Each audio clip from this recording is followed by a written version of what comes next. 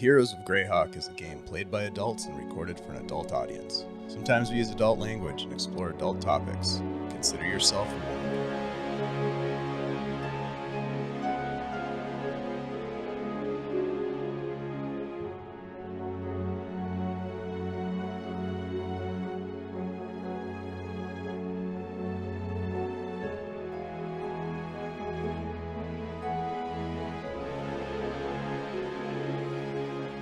Hello, everybody, and welcome back to the Superior Adventures Guild. My name is Dave, your humble dungeon master, friend, and host for another exciting episode of the Heroes of Greyhawk. We're going back to Nulb to get into some shenanigans and hijinks and possibly a TPK, but I don't know what's happening. This place is, some say too friendly, some say not friendly enough. There's definitely something going around, and we're going to find out what that is tonight as we join our players. Hello, everybody. Welcome back. So glad to see all of your smiling faces, scratching that itch of the Dungeons and Dragons, as they say. Or is it a rash? Or is it a bad rash? Well, why don't we do this? Why don't we go around the gaming table and everybody can describe your latest rash, who you're playing, and anything that you want to promote that you've got going on that is safe for the Twitch terms of service. Let's start with our friend, the Bleak Season. Hello, Bleak. Oh, hey, starting with me. Yeah. I'm used to that. I'm usually somewhere in the middle of the pack. Hey, everyone, I'm the Bleak Season. You find me at the Bleak Season on the socials. Check out my website, bleakseason.com. I am playing Lachlan Feldspar, Tempest Cleric, the most electrifying dwarf in all of Greyhawk, as I like to say. And what do I have going on tomorrow? Brand new Vaesen story arc beginning tomorrow, 3-parter with the great people from Live from the Apocalypse. So they'll be on our channel, which happened to have populated it with all the people from Live from the Apocalypse. Great bunch of people. It's Will's birthday tonight. They're streaming too. Hey, cool. Happy birthday, Will. Yeah, and Thursday, continuing the Vault, Shadesong, the Vault. The new story, which Shelley is in also, and they're about to take a boat.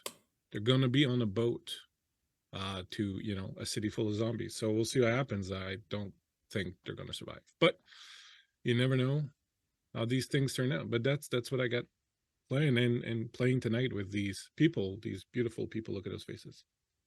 Oh, isn't that sweet? I got to say, Bleak, you're a prolific writer. The website that you've got going on with all the Shadesong stuff is fantastic. So if you haven't checked that out, go to bleakseason.com and check out all the awesome writings that Christian's got over there that really lay out the whole history of the setting, which is pretty rad. I'm happy that I was able to be part of it. And I look forward to seeing how you tie it all up for this season 2 on this current arc. Yeah, it's Thank cool. you very much. Let's jump over to Ashley. Hi, Ash. Hey everybody, I'm Ashley, Minnesota Muse 99 on Twitter. And yeah, I don't have anything going on right now, so I guess I'm taking a week off after this week from gaming. Oh, what are you gonna do with all that time? I don't know. I'm just gonna lay on the couch and eat chips, I guess. Oh, you and Spock. Make your Lord of the Rings character. Yeah, and yes, get ready for the Lord of the Rings teaser later. I am playing for you today, Xanthi, the Golden Knight girl, the totally normal human person that passes out and changes color for some reason that we don't know. Will we discover why?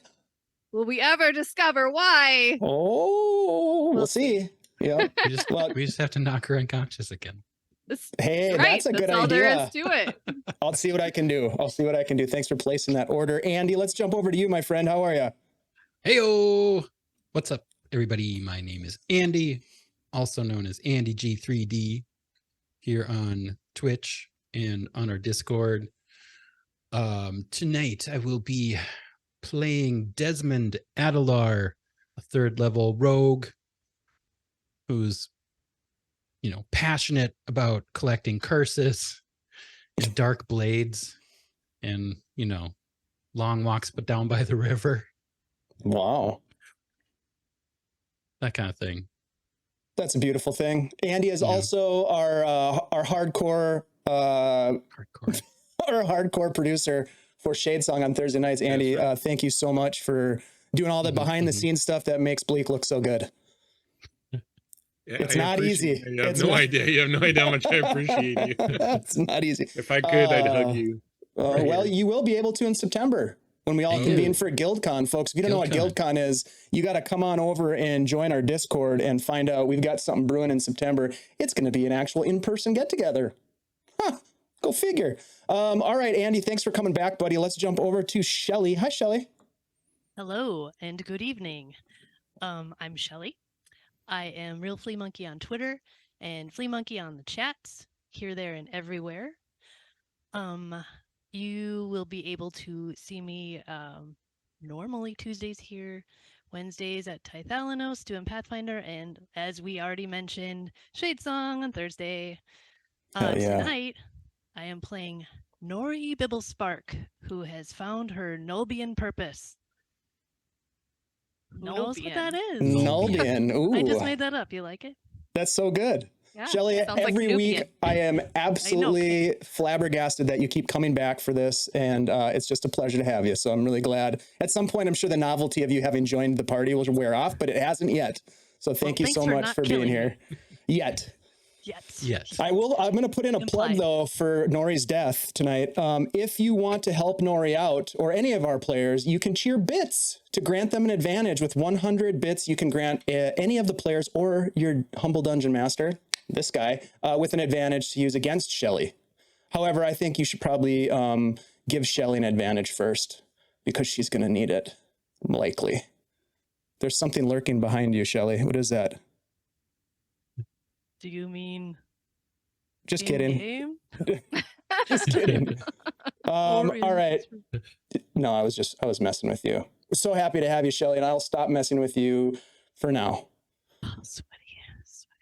I know, I already went through a shirt. All right, so everybody knows me. I'm Dave. I play games, run games, produce games here, and I get to do it with my friends. I'm so lucky to have friends who like to play games and play make-believe with me on a regular basis. So thank you guys for that. Thank you, everybody in the chat, for hanging out with us on a regular basis. Or if you're new, welcome in. Consider following, or if you've been around for a while and you want to support the channel, consider supporting us with a, what are they called?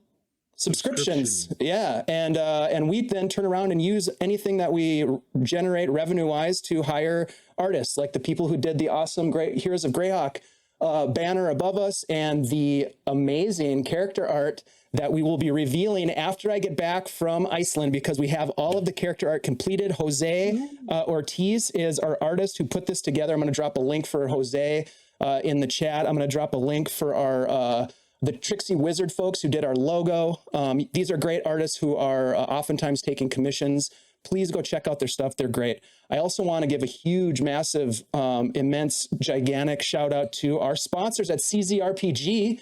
We are going to be giving away a hard copy of their latest product. It is called Amazing Encounters in Places. It's a 304-page book. It's going to be signed by Christian from CZRPG, the author, the ringleader of this amazing creation. It's a 5th edition supplement book that has 8 drop-in locations, 56 encounters, 65 maps, all kinds of goodies. You can learn more about that particular book over on their Drive-Thru RPG channel, whatever that is, page, catalog, there we go. But if you want to get in on this giveaway, my friends, all you have to do is make sure that you're already following this channel, Guild Superior, type !drawing into the chat. Andy's going to show you how that works. And then jump on that link that I just posted and follow the Kickstarter that they have for their new product. You don't have to commit to supporting the Kickstarter, but just sign up for the notification and you will be entered to win. We will be sending out a message after we get everything done tonight and we cross-reference who's done what and we select a winner. We'll let you know and we'll talk about that when I get back from Iceland, who the lucky winner is. But thanks to CZRPG for all of that good stuff. We appreciate it. And yeah, we're excited to give away their awesome product. I've already used a bunch of it in this game and others. So thank you to Christian. We do appreciate you. I'm trying to think if we have any other announcements. We've already talked about the upcoming shows. Heroes of Greyhawk is going to be taking the week off next week because I'm going to Iceland. So if you're in Iceland, hit me up. I'd love to connect with you and maybe roll some dice and tell some make-believe stories over in that neck of the world. Neck of the woods, world of the woods. Is it too early to talk a little bit about the cause? No. We're gonna be... Yeah, it's never too early. We don't have any official promo material ready, but we do have a fundraiser coming up in May. Middle of May, we will be joining forces with a bunch of other streamers to support the No Kid Hungry fundraiser. Of course, you know this. We've been doing this for a couple of years now in May every year. And we've got a bunch of games that are lined up. You're going to be seeing some information about that particular event and effort on our socials. So keep an eye on specifically our Twitter. And we will have some information coming out there. But yeah, we're going to have a really fun week of Heroes of Greyhawk, Vaesen, Shade Song, and then we're doing a very cool role-play relay where Bleak and I are each going to run a 3-hour session of the same game, a continuous 6-hour game, but broken into 2 sections with 2 different sets of players playing the same characters. It's going to be really, really fun. We've never done anything like that before, but it's going to be really cool, and I'm really excited about it. And that is in the Lord of the Rings 5th edition conversion from Free League Games. They're just about to release that, and so this is kind of a little bit of a sneak preview for us to be able to play this on stream, and I'm just going to tell you guys, it's really good. The system is awesome. The artwork is amazing. And I'm thinking about adapting some of the stuff that they have in that book. And Bleak and I have been talking about it for our 5th edition game because it's just so good. But anyways, that's coming up. And then we'll have a second week because it's a 2-week fundraiser. And we'll have some additional games, including a Blade Runner game on Friday the 19th. Thank you. Friday the 19th with a bunch of cool cats playing in that game. So anyways, more to come. That's a lot to say. I already need like water and stuff, but gosh, is there anything else? I can't think of anything else. Yeah, no. I'm gonna drink to that. Drink to that. You guys stay hydrated out there. It's really important. Stay thirsty, my friends. All right. Well, do it. Without further ado, let's jump into a little bit of a recap from last week's session. Here we go. Are you with me? In our last session, you found Dick, and you rented a room at the Waterside Hotel. Dick, the hostler, who was mostly hospitable, suggested that you seek employment opportunities down at the docks. You watch out for a roving basilisk causing trouble near the old temple ruins. And you tip your server Pearl, because nobody wants an angry Pearl shambling around town. Meanwhile, Xanthi and Spug went up and investigated the room for traps. Gnory snuck off to gig with the house band, getting in the boys. Later, the party was back around the table, playing cards. Lachlan ran the table. Flagons of ale were consumed. Friends were made with strangers. Spug got sauced. Everyone went to bed. The next morning, you ventured down to the docks district. Stopping at the Boatman's Tavern, which happens to double as the Nulb Market, you met the proprietor, sold some loot, picked up a few supplies. You learned about a strange flesh-eating skin disease, some might call it a rash, that's been said to be afflicting folks who've been out exploring the old temple ruins. You bought Spug a fine purple and yellow scarf. You picked up some rumors about that strange skin ailment. The proprietor made some mention of the boys from up north who had found something real special and were holding on to it for someone very important who was coming back to Nulb to pick it up. He suggested that you look up the dock foreman, Mr. McKinty, who probably would be able to put you to work. On the way to the docks, you ran into a scraggly-looking and extremely friendly fishmonger named Carson, who took a liking to the dwarf Lachlan and said that he would keep an eye on Mr. McKinty for you for a small fee. You asked, for example, is he into shady shit? Does he have trouble with somebody? Is there anything going down on the docks? Does he have connections to the north? A lot of questions were thrown at old Carson, the fishmonger, and he said he'd be your eyes on the docks. He gave you a little bit of advice about not asking too many questions. That was the first thing he did. Mentioning that getting into people's business, especially Tollub and old Squint, a couple of badass riverboatmen that you don't want to mess with, might be hazardous to your health.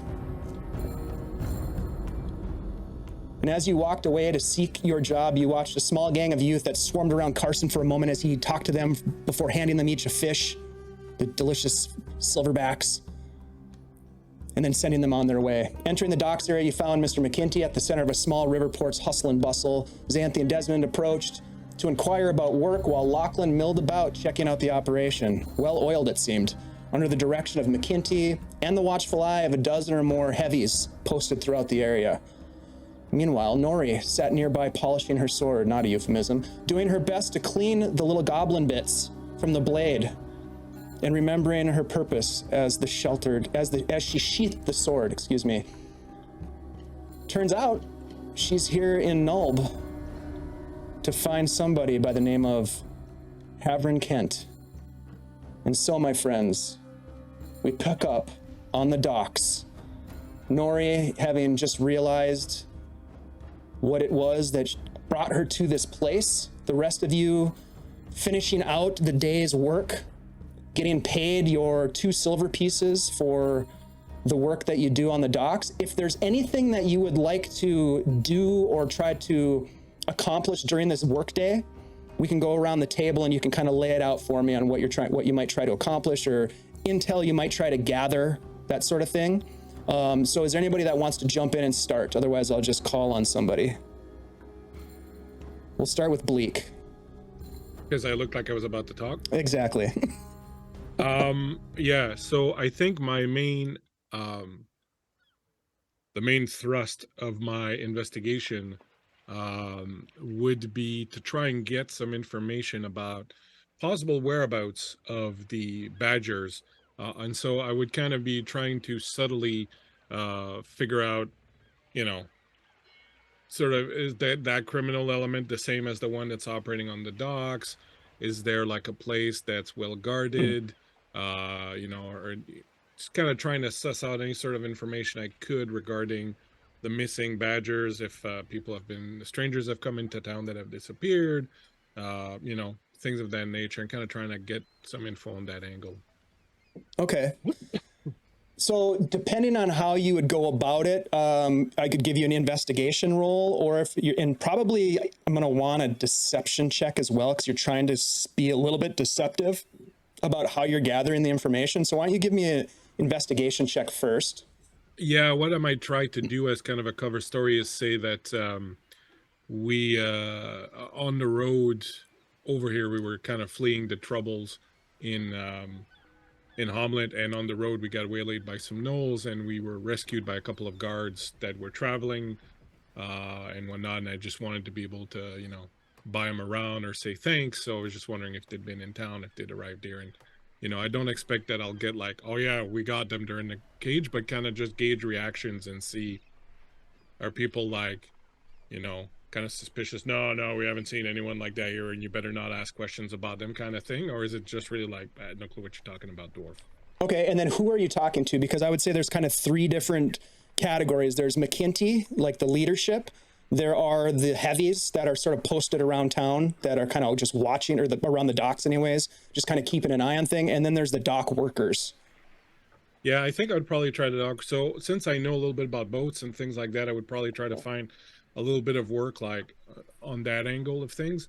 And then it would be easier for me to talk to dock workers and sailors kind of on an equal foot, because I would know the lingo, I would know how to talk to them. I was a sailor for a while, so I think it would be easier to kind of get embedded in them and kind of get them to trust me, and then just sort of, try to get information that way, rather than go to the top guys who are right away going to be suspicious probably. So I would try to use my natural sailorism to, kind of infiltrate. Okay. Yeah, give me an investigation check first, and then give me like I said, a deception check to follow it up, please. Right. So look, I'm going to do, I got a advantage earlier from Insomnia Night. So I'm going to use that. Okay. And I'm going to blow one of my other advantages that I have. So I'm going to roll each of these with an advantage. Okay, perfect. Okay. And I'm rolling the Gary Con dice, so if things fall apart, blame Gary. We know who's to blame. Yep. I mean, are these dice really made with bits and pieces of Gary? Yep. Officially. Wow. That's something. All right, so first, the investigation check. Okay. That's not too bad. That will be a 16. Okay. And the deception, which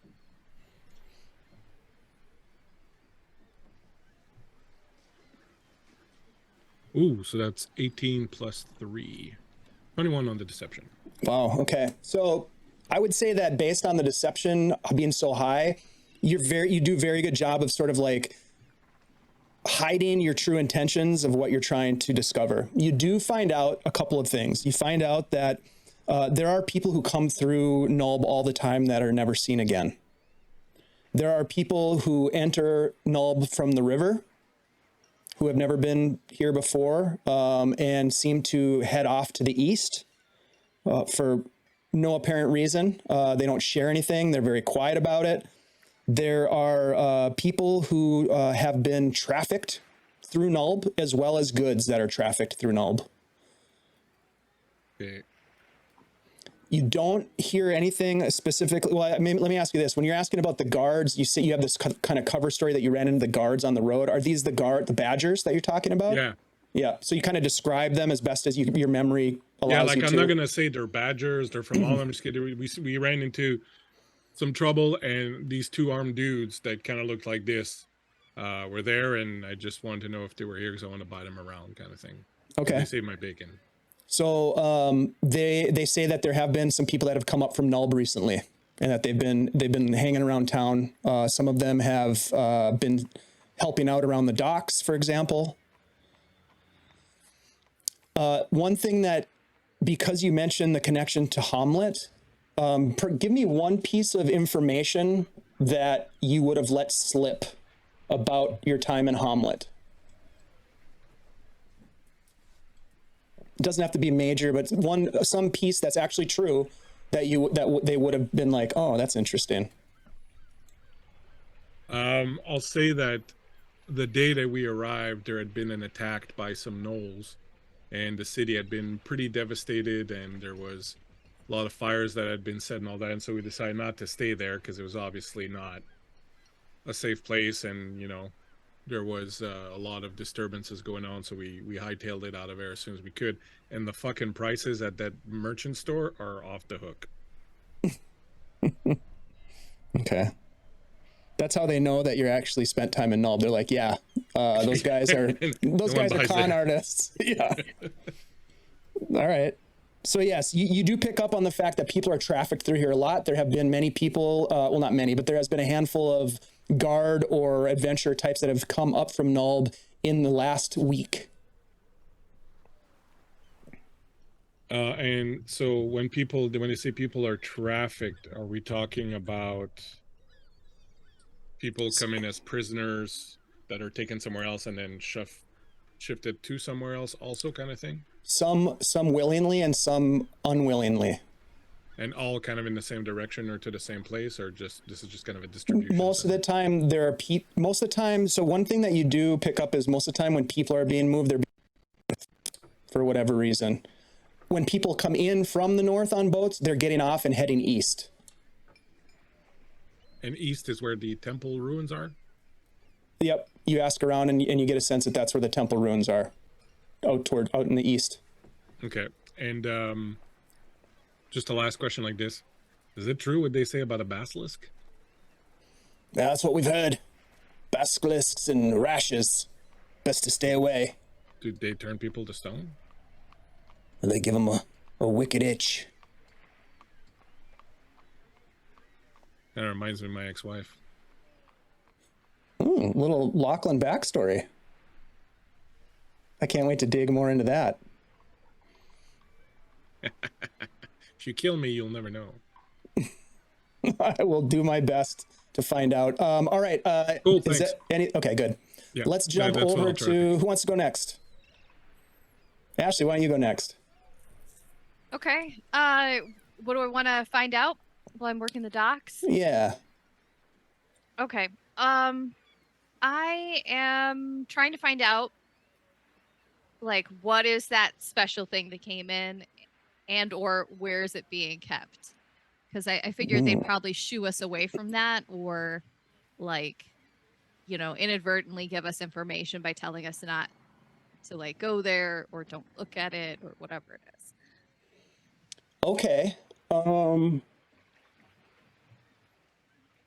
Yeah, and so how do you go about doing that? You're just sort of like listening to people talk, or are you engaging with people to try to figure out more detail about that topic? I'm definitely listening to overhear stuff. Okay. But I do want to ask some questions about just do you ever get anything really cool here, like something really special that comes in, like, because like I bet you get a lot of imports and stuff, so like little Xanthe charm of like being super innocent, and like I bet something super fun, and see if she gets like a line on something. All right. Yeah, I'm assuming that you're trying to be like as nonchalant as Xanthe can be about the way that she's doing this. So I'll have you do a similar role for me. If you could do a investigation and a deception, or maybe persuasion, depending on how you want to play it. Okay.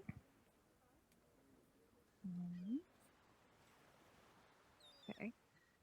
I mean, if you want to let me do persuasion, or if you want to let me do, deception, probably. I'll just pretend that,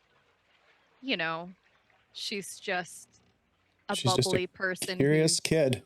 Just curious kid. Yeah. Yeah. Okay. That sounds good. So yeah, give me an investigation and deception. Use your Xanthe charms. Oh yeah. That's what I like to see. Rolling over a 15. So I rolled a 16, which makes this 23. Okay. On your investigation? On deception. Okay. If it was investigation that you wanted me to use that, I want both. I only get a 4. A 4 on investigation? No. Well, I get +4. So that would be 12. 12 on investigation, but 23 on deception. Okay. Yeah, you get all kinds of cool stories from some of the folks that you're working with. They're all sort of big, brawny, like rough looking characters, but you've got such a bubbly, fun personality. Like you're not even really having to carry many boxes for these people. They're like, some of them are like, oh, here, let me help you with that, and they're helping carry the boxes for you. And you're sort of like, plying them for information about interesting cargo and that sort of thing. And yeah, you get some interesting things. Like a lot of times there's like rare gems that come through here, like really valuable gems. There's all kinds of fine wines and spirits. A lot of the stuff that comes through here, rare books and interesting artifacts and weapons of high quality, are oftentimes coming from the north and are being sent east along the river. And the river winds out to a place called Twilight Falls. And so is there there's like one buyer, or like is there a group that buys most of the stuff? The whole operation, pretty much with few exceptions, is run by a riverboat boss named Tolub, and his first mate is this guy named Squint. And they kind of run everything. McKinty works for them. Some of these guys are talking to you, and they just really like you, and they're like pointing out like some of the boats, and they're naming the different boats, and that's Tolub's, that's pretty much, except for like some of the fishing boats that are tied to the shoreline, not even on the docks proper, but off on the shoreline. Those are locals, probably, who are out fishing or that sort of thing, or just traveling up and down the river for whatever they're up to. But most of what you're seeing happening on the docks right now is part of a single operation. And a lot of the goods are sent east to Twilight Falls. What happens then, they're not sure. Because that's pretty much as far as you can navigate a ship, or a small boat, really. Okay, cool. Interesting.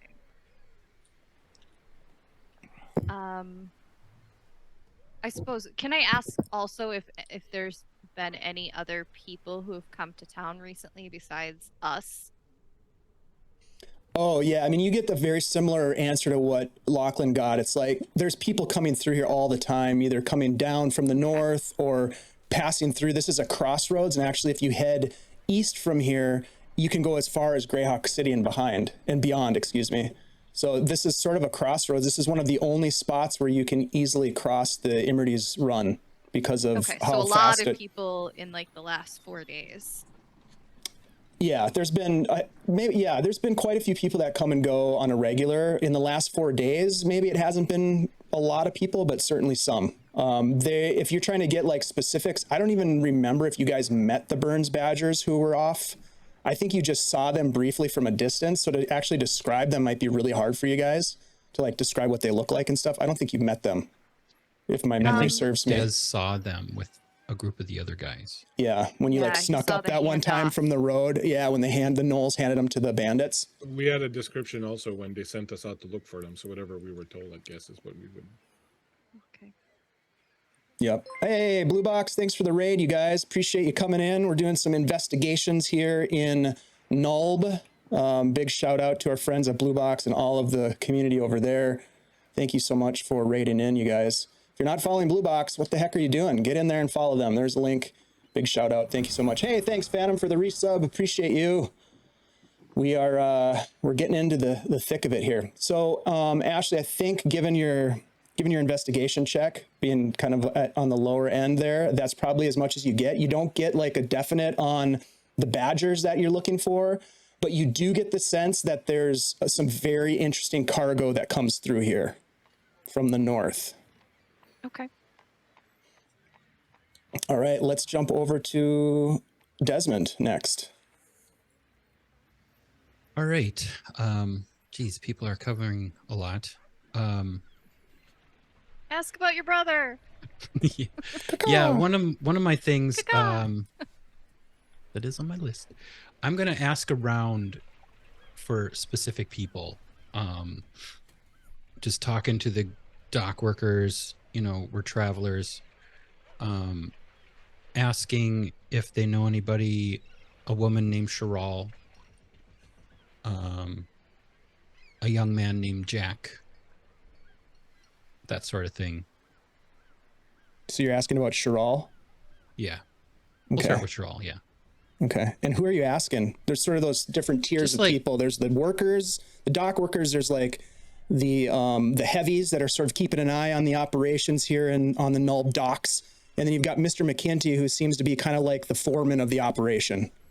I would say like the dock workers, probably, Okay. like the ones I'm working alongside. I think it's kind of like, I think the idea is he's going to kind of slip it into idle chatter, while they're working, that kind of stuff. All right. Give me an investigation check. All right. And are you trying to conceal like your intentions, or are you trying to? I'm just wondering if it doesn't seem to me like a deception check is warranted here, really. Yeah, we're really looking for Chiral, and Des is really looking for his brother. Give me a first an investigation, and then I'll have you give me a persuasion check. He's just not gonna let it slide like how he knows these people. They're just like friends. Ugh. Not good. What was this? Investigation. Investigation. Well, 10. Okay. And your persuasion check.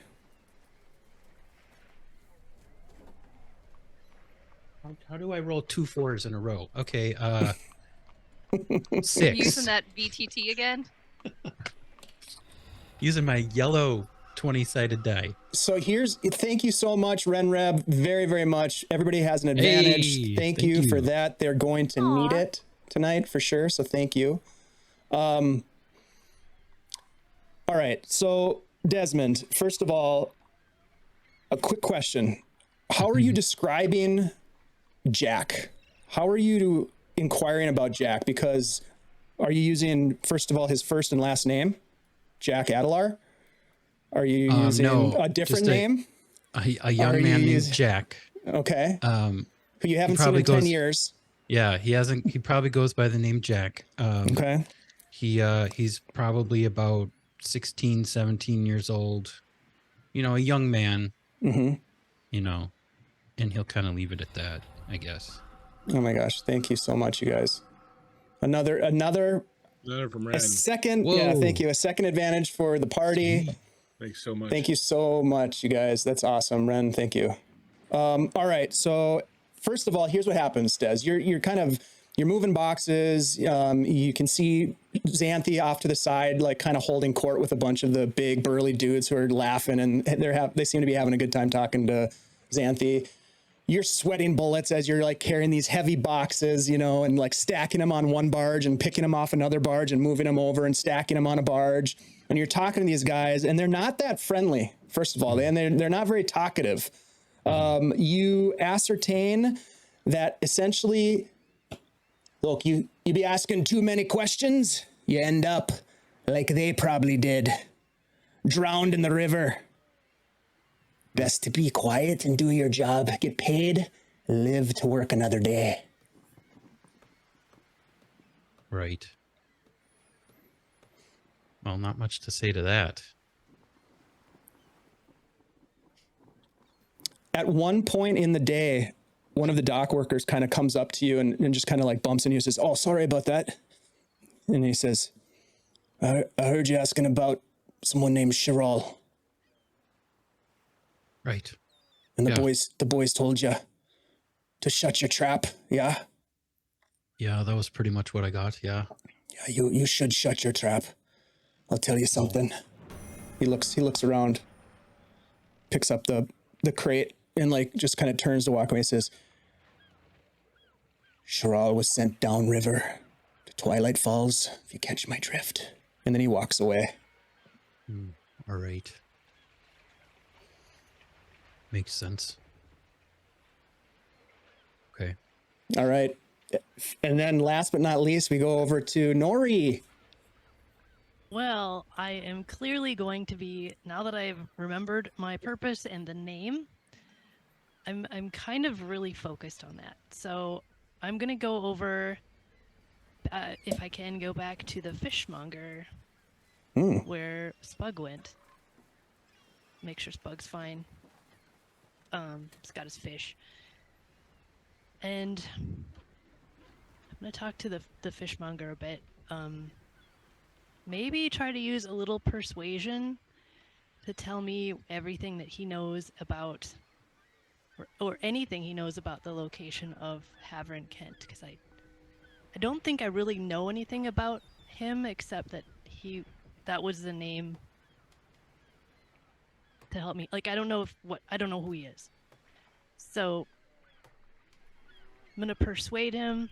Actually, you know what? No. I'm going to do a deception. I'm going to say I've got something special for him. And I need to know where he is so I can deliver it. Okay. Go ahead and give me a deception check. And as you approach, you see Spug Noir is there, and he's chomping on some of these silverback fish, or silverjack, fish. And he's like, Gnory, Carson was just telling me how years ago he worked on some of the boats, and how he would travel up to Thaymouth, and then he's even been as far west as Verbo City. Isn't that right, Carson? Yeah, that's right. Yeah. All the way to Verbo, which has been quite some time.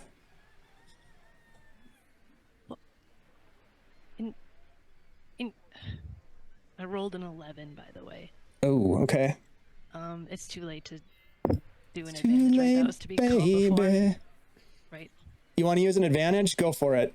I mean, normally I would say hell no, but tonight I'm feeling generous. I'm feeling generous, just like our chat community is. Thank you so much, you guys. Really, really appreciate it. We've got wow, an anonymous gifter giving out subs. Thank you so much. Thank you very much for the support. What'd you get, Gnory? 16. A little better.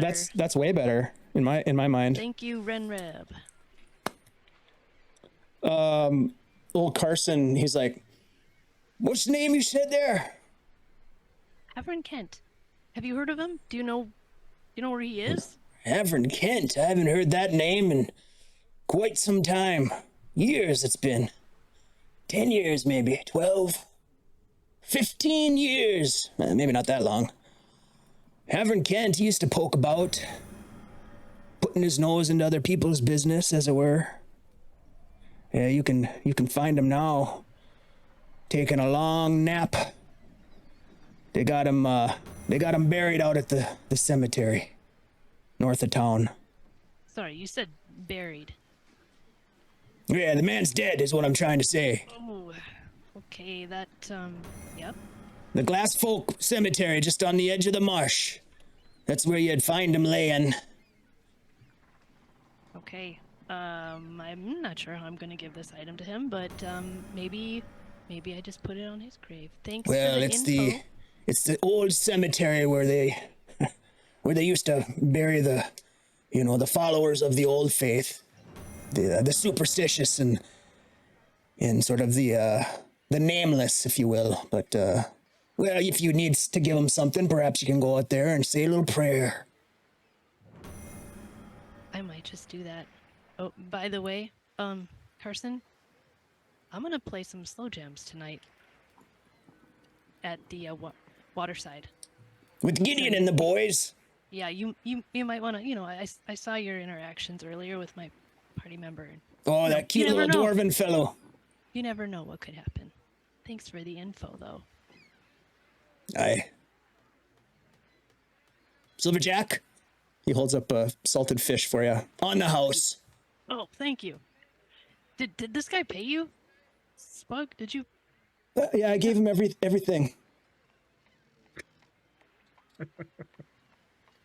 Yeah, he paid in advance. Okay, not really on the house then, is it? Well, I'll put my empty coin purse back into my bag. You gotta keep an eye on this fella. He's too friendly for this town. And Carson pulls out the little sack with your money and gives it back to you. Next time, I won't be so kind. Oh, thank you. I give him. How much were the Silverjack? And originally they were like 5 silver. Yeah. Yep. Sure. I can't remember off the top of my head, but yes, absolutely. I give him everything except the 1 gold that I have, which is like 11 copper. Hopefully, it's not an insult. No, he's happy. He kind of shines it on his raggedy shirt and puts it in his coin purse. Thank you, Carson. You're not bad. You're not bad at all. You don't know me that well. Okay, well, that's true. Bye. All right, so the day goes on with your investigations and your communications with the locals. Those of you who worked, Xanthi and Desmond, you get paid 2 silver for a half day's work. You pick up your funds from McKinty, who kind of checks you out. Basically, he looks at the ledger and he takes down your name. What were the names again? Ah, yes, Xanthi and I gave the name Rocky. Rocky Woodhull. That's right. Mm-hmm. All right. Well, good work. We'll have you back tomorrow if you're looking to work. We've got another boat coming in the morning. Get a full day's work for 5 silver. Good to know. Thank you so much. It was so much fun. I bet it was. I thought adventuring didn't pay well. That's big money in Nulb. So, my friends, you head back to the Waterside Hostel, perhaps? Or what do? You meet up. Let's say you meet up outside the docks area. The 4 or 5 of you. Yeah, what do you guys want to do? We should probably share what we found out. Bug, you're still alive? Yeah. We bought Silverjacks and we talked to Carson, who turns out is as creepy as we thought he was. But he's traveled up and down the river when he was younger, and he said you can take Imerdy's Run all the way up to Thamouth, and then you can get on the Velverdiva River and all the way down to Verbo City. And there's towns all along there. I didn't know.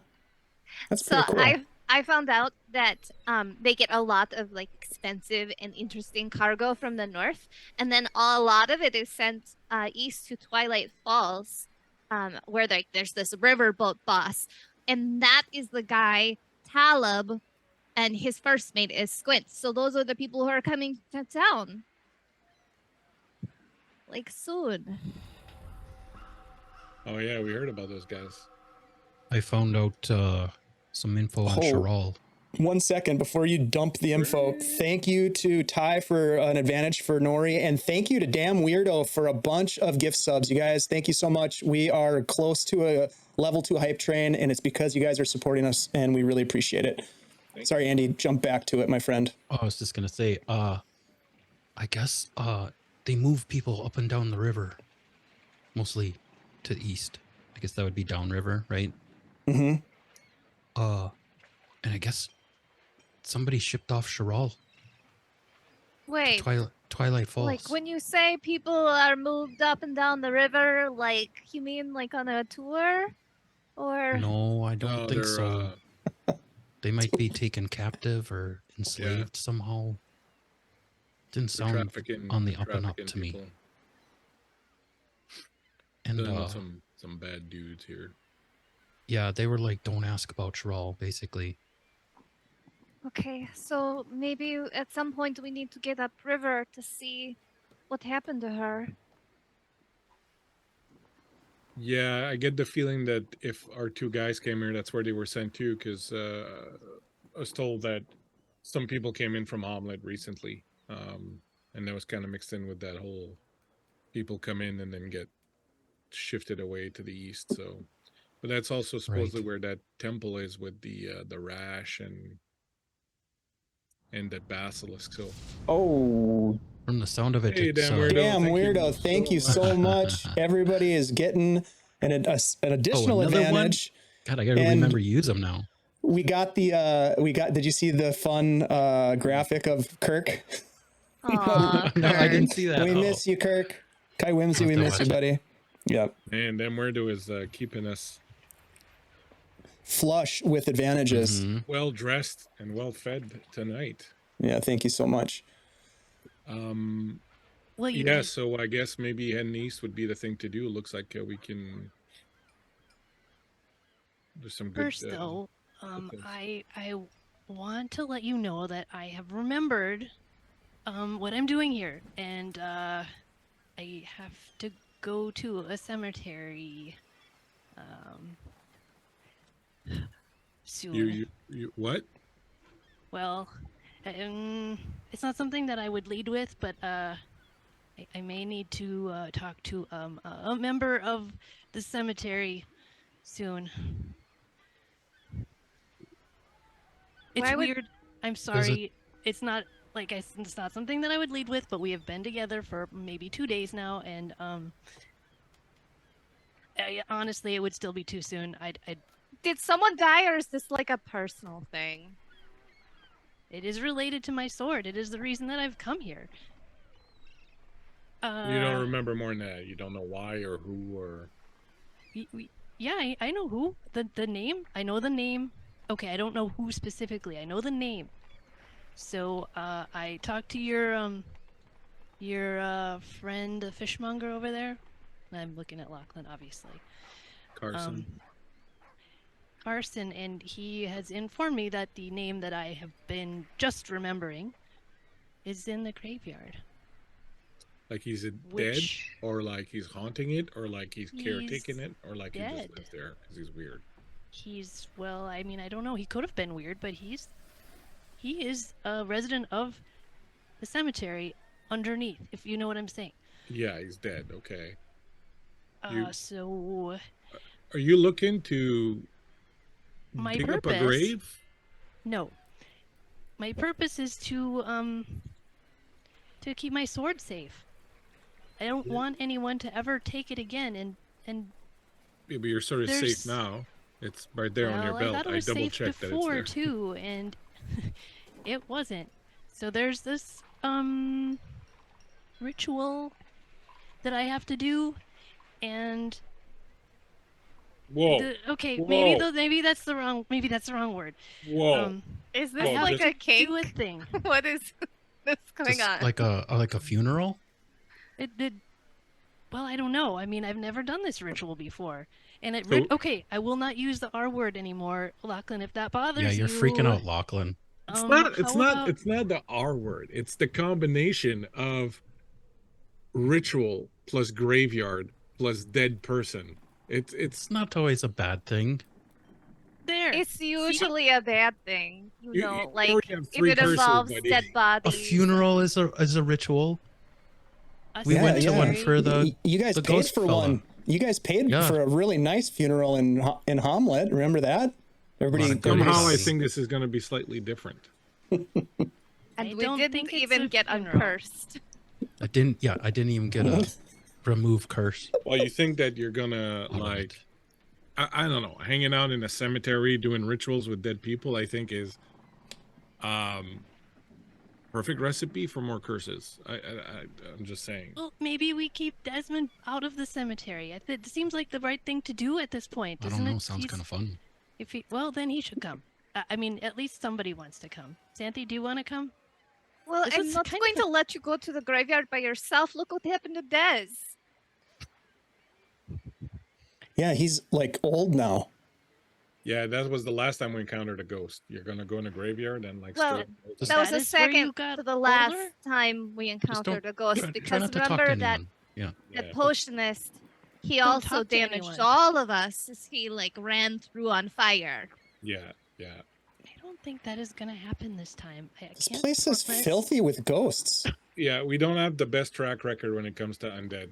We tend to, like, get our asses handed to us. Look, Nori. These aren't undead. This will not be undead. She's Nori. dead. Nori. Dead, So D-E-D. in the best possible approximation, as far as the knowledge that you have and everything about, concerning the hootenanny in the graveyard, how vital do you think this whole thing is to you keeping your sword on your hip? I'm just failing to see the connection. It's extremely vital. But can you explain it to me? Because I'm failing to see the connection. Like, I'm all about doing a hootenanny, but Wait, did your sword used to belong to the dead guy? My sword didn't belong to the dead guy. No, my sword has always been in my family. It's a Bibblespark heirloom, and it will always stay a Bibblespark heirloom. These initials, Orvin, OB, Orvin Bibblespark. It's an ancestor of mine, and it is very, very important to me that I don't lose this sword. And I did just lose this sword. and is Orvin the one in the graveyard? Oh gosh, no. No. Orvin is In the sword? buried back in the hills, in my homeland. Okay. He's nowhere near here. This is his sword, though, and this is my. This is what I have to do now. It's the, Well, if you want to go to the graveyard and say goodbye, to your friend that you just remembered but is actually dead, we will certainly go with you. well, I want to make sure that you're clear. He's not my friend. And He's we're just not digging him up. unclear. Oh But- God. I don't. I think he's gonna stay in there. I'm not sure. I think you guys are not gonna see really anything. I think it's gonna be fine. I don't know. I mean, I think it'll be fine. I don't think Nori's a necromancer. Everybody goes through this when This when is they're. why you have so many curses, Des. It's She because just you think it's she going doesn't to have be that fine, look. and it She isn't. just- What she'll look? be fine. She's not. She doesn't look like she wants to raise the dead. Have you ever seen a necromancer? I've read about him before. Is he telling the truth? Is he lying to me? Should No. I roll? No, he's read books. He's read a lot of books. I don't know if he's read a lot of books about necromancers, but So you've read books about necromancers. You I mean stories. want to go hold some sort of to-do in the graveyard that may or may not include I mean, it's not my idea of a fun Saturday that night, but person. who are we to stop Nori from doing what she feels she needs to do? That's all I'm saying. You Well- don't well said. you don't have to come. You don't have to come. I was going to do this by myself. I mean, that was my plan. That was, of course, why I was probably kidnapped and it was taken from me. But I was told to go see this guy, so I have it on good authority that this is the guy that I need to go see.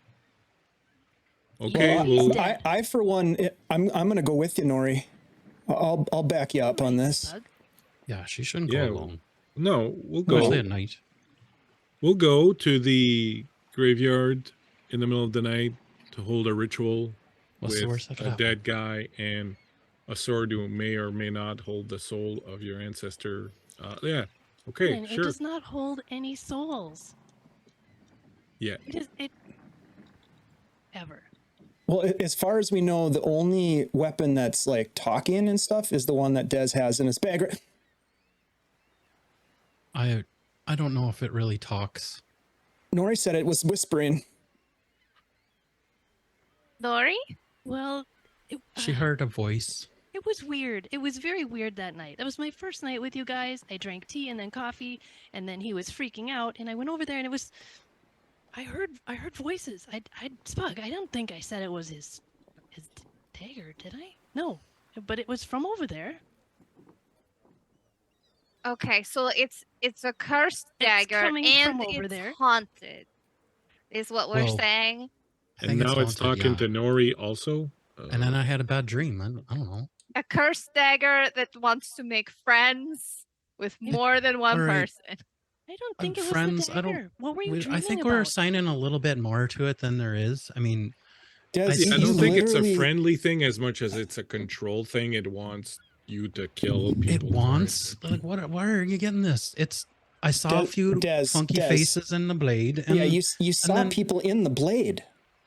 right, but it's Like a that- magic. It's a Those magic are probably blade, the right? souls So, of the people that were killed by this weapon.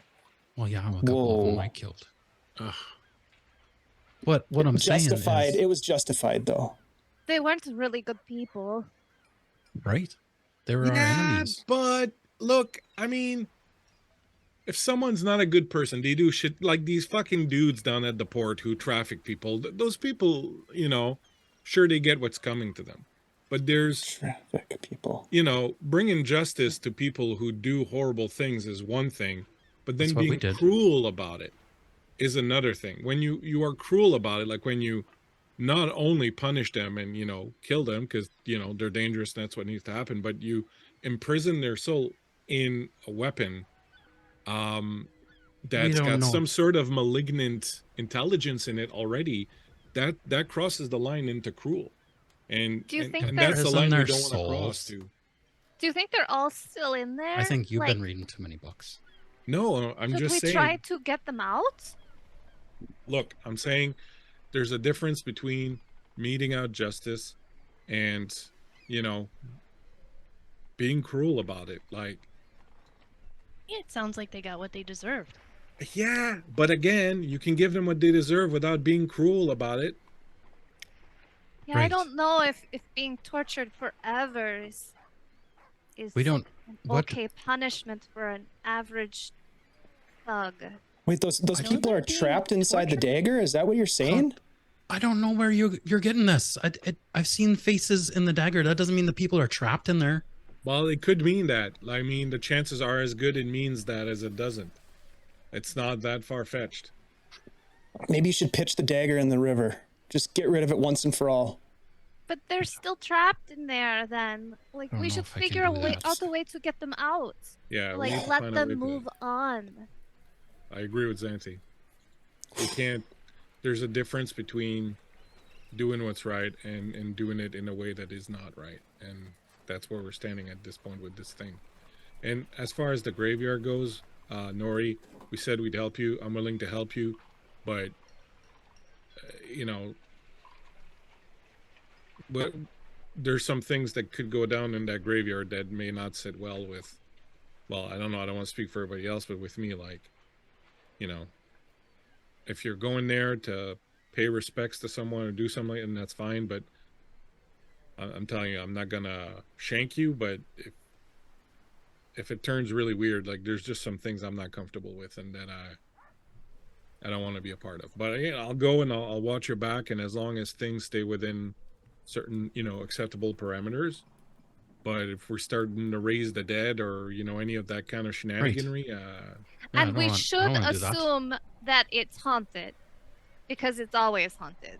Oh yeah, whatever happens, it's gonna get ugly. But I'm saying, again, We don't know that, and I think that it would be useful to frame this conversation in a way that separates the cursed dagger from Orvin's gladius. And I'll like pull it out.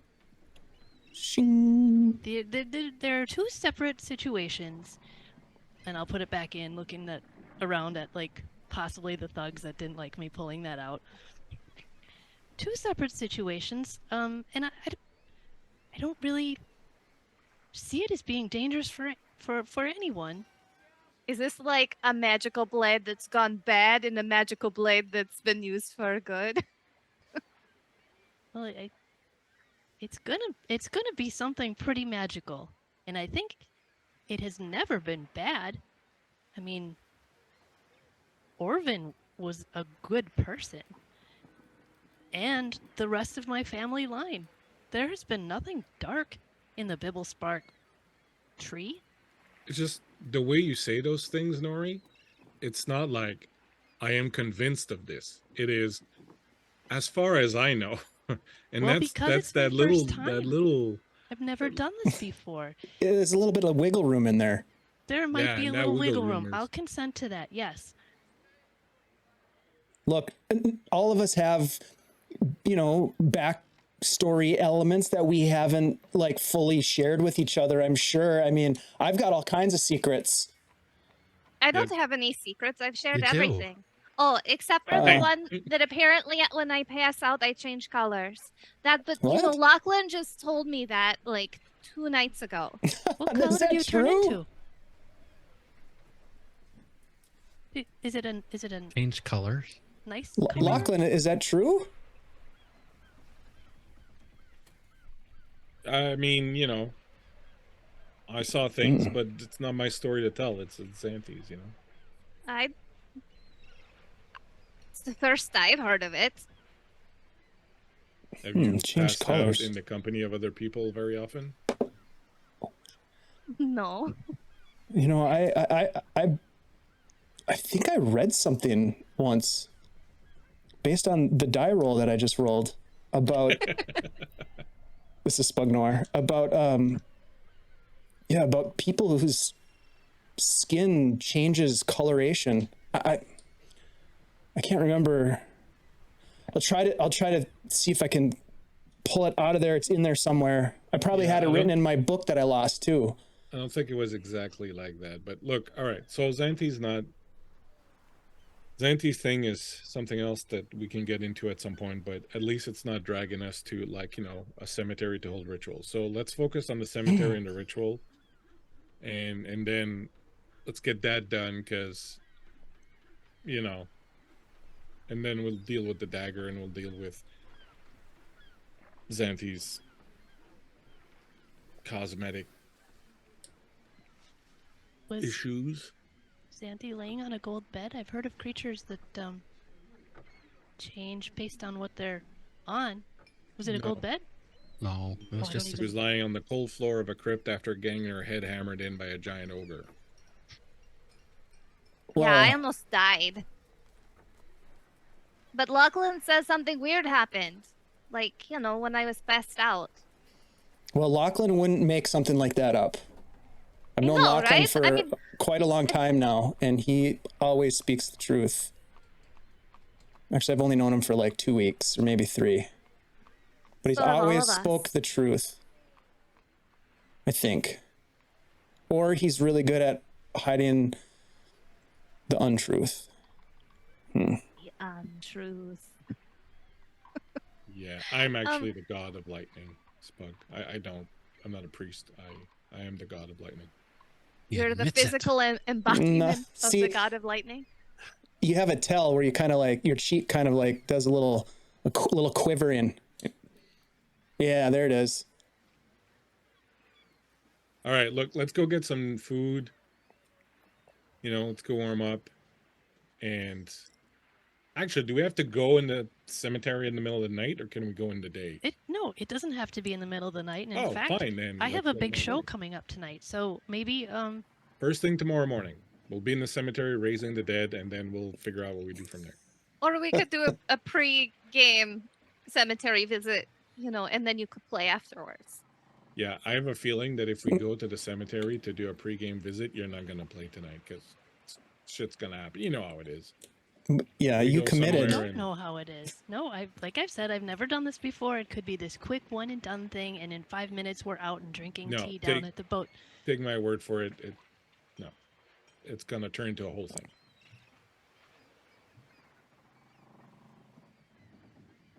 Well, I guess what's more important to you, getting this thing done or debuting in Nulb with your band? I guess I thought that maybe we could learn some things. I've been telling people to come down to the show. That would, but we learned a lot of stuff. You guys learned a lot of stuff today, so maybe it's not that important now that everybody gathers. And Carson like is as gonna a be looking for musician, if you. you're a little bit late, that's to be expected. I bet those guys play all night too. Mm-hmm. Yeah, I'm Yeah, good they're with not whatever you going guys want to anywhere. do. Look, the Rebel Hearts, when the Rebel Hearts were playing, they were always late. They always started late. They were pretty good. But people didn't seem to mind. I think they stole my stuff. Yeah. Your choice, I think Nori. they did too. Giddy in or giddy up? Well, I think we pregame. I think Xanthi has a great idea, and I would like to do this sooner rather than later. To be honest. Fine, let's go to the cemetery by night because that always works out great. Well, What time of day is it now, Dave?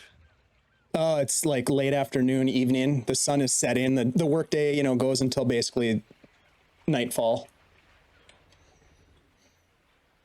Most of the workers have left for the tavern at this point. If I get bitten by a ghoul and I'm turned into some sort of undead, I'm coming back to haunt you. Lachlan, you're a cleric. You should learn a spell to deal with ghosts. Ooh, like consecrate or something, or hallowed ground. There's some spells that I remember hearing about that you can actually do that. Or just scare them away, make them run from you.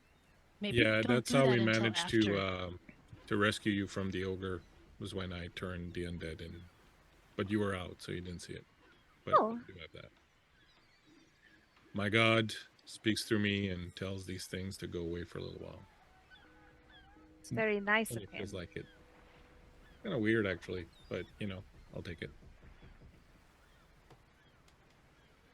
Should we go Alright. to the graveyard? Let's go. To the Which way? graveyard. Let's go to the only encounter David not planned. So you guys are going to the graveyard before the show, during nightfall. I told him. I figure it's like 7 o'clock right Guys, now. Everybody's I like told getting their them. Come on. I'm happy going hour on vacation drink. tomorrow, guys. You're killing I me. So said- it was late afternoon. Okay, I if it's said evening, bad then idea. no. All right. No one listens to the dwarf. Well, everybody So is it- listens. Yeah, that's right. No one follows through. Yeah. All right. So you guys are going to go straight to trying to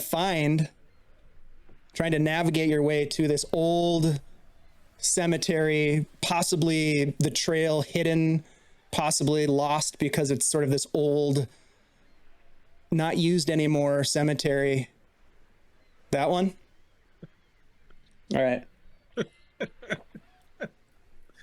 I know what's I going think through at Dave's night mind right seems now. like it's time to do this. Do we need to find a guide? Do we need a break? guess- Is it time for our break yet? Frantically, like, Would you like to creating an check if encounter the for us? RPG has a graveyard encounter day? Yep. All right. So look, you guys are going to try to find this graveyard. This is great. So, are you going to stop and get any of your gear, or what are you taking with Yeah. you? I'm gonna Yeah. get my stuff. All the Okay. gear. All right. And while we're there, I'll talk to the hostler. I'll go find some Dick. I'll go find Dick. I'm going to start taking away advantages from people when they make blatant dick That jokes. was Yeah. an honest mistake. All right. All right. I'm gonna go I'll find Dick. give you one. Yep. All right, thanks. Richard. Yeah, give me one. All right. he's there. He's hanging out. He's working the crowd a little bit. There's a lot of people in here that have come off of the docks to drink and carouse. You see Gideon and the boys. They're drinking. They're not even getting close to getting ready to play. They're just kind of hanging out and chatting. They see Gnory walk in and Gideon waves. The other guys don't wave. Gideon does. You walk up to Richard, the hostler. Dick, you work in Stiffview. How you doing? I hear that a lot. Well, what can I help you with? The room's good. Everything's good. Everything's perfect. I got a question for you. Yeah. Is there a cemetery around here? Cemetery, yeah. There's look, the marsh people just get rid of bodies out there. You're looking for like a legit like tombstone kind of Like a legit, probably an old one. I have a friend who's got an ancestor who's buried here and she wants to go and pay respects. But we figured it's probably like an older place because they used to live here like, back in the day before you and I were even a glint in our parents' eyes. Yeah, there's one out on the edge of the Glasfolk Marsh, just east of town. It's going to be a bit of a wet walk out there for you if you want to go sightseeing. How long of a walk about? Take you an hour to get there, maybe. I could, I think you got a quill on you. I could draw you sketch you a map, I suppose. I mean, you just follow the trail out past the, hold on, Xanthi, the leech collector shack and. Oh, yeah, I've got something to write with. And she'll take out a pen from her bag. All right. So if you guys will look at the map, he starts to draw on the map and he marks it up a little bit. He says, yeah, you go, you head out from the hostel here. You head down the road, take a right, a left.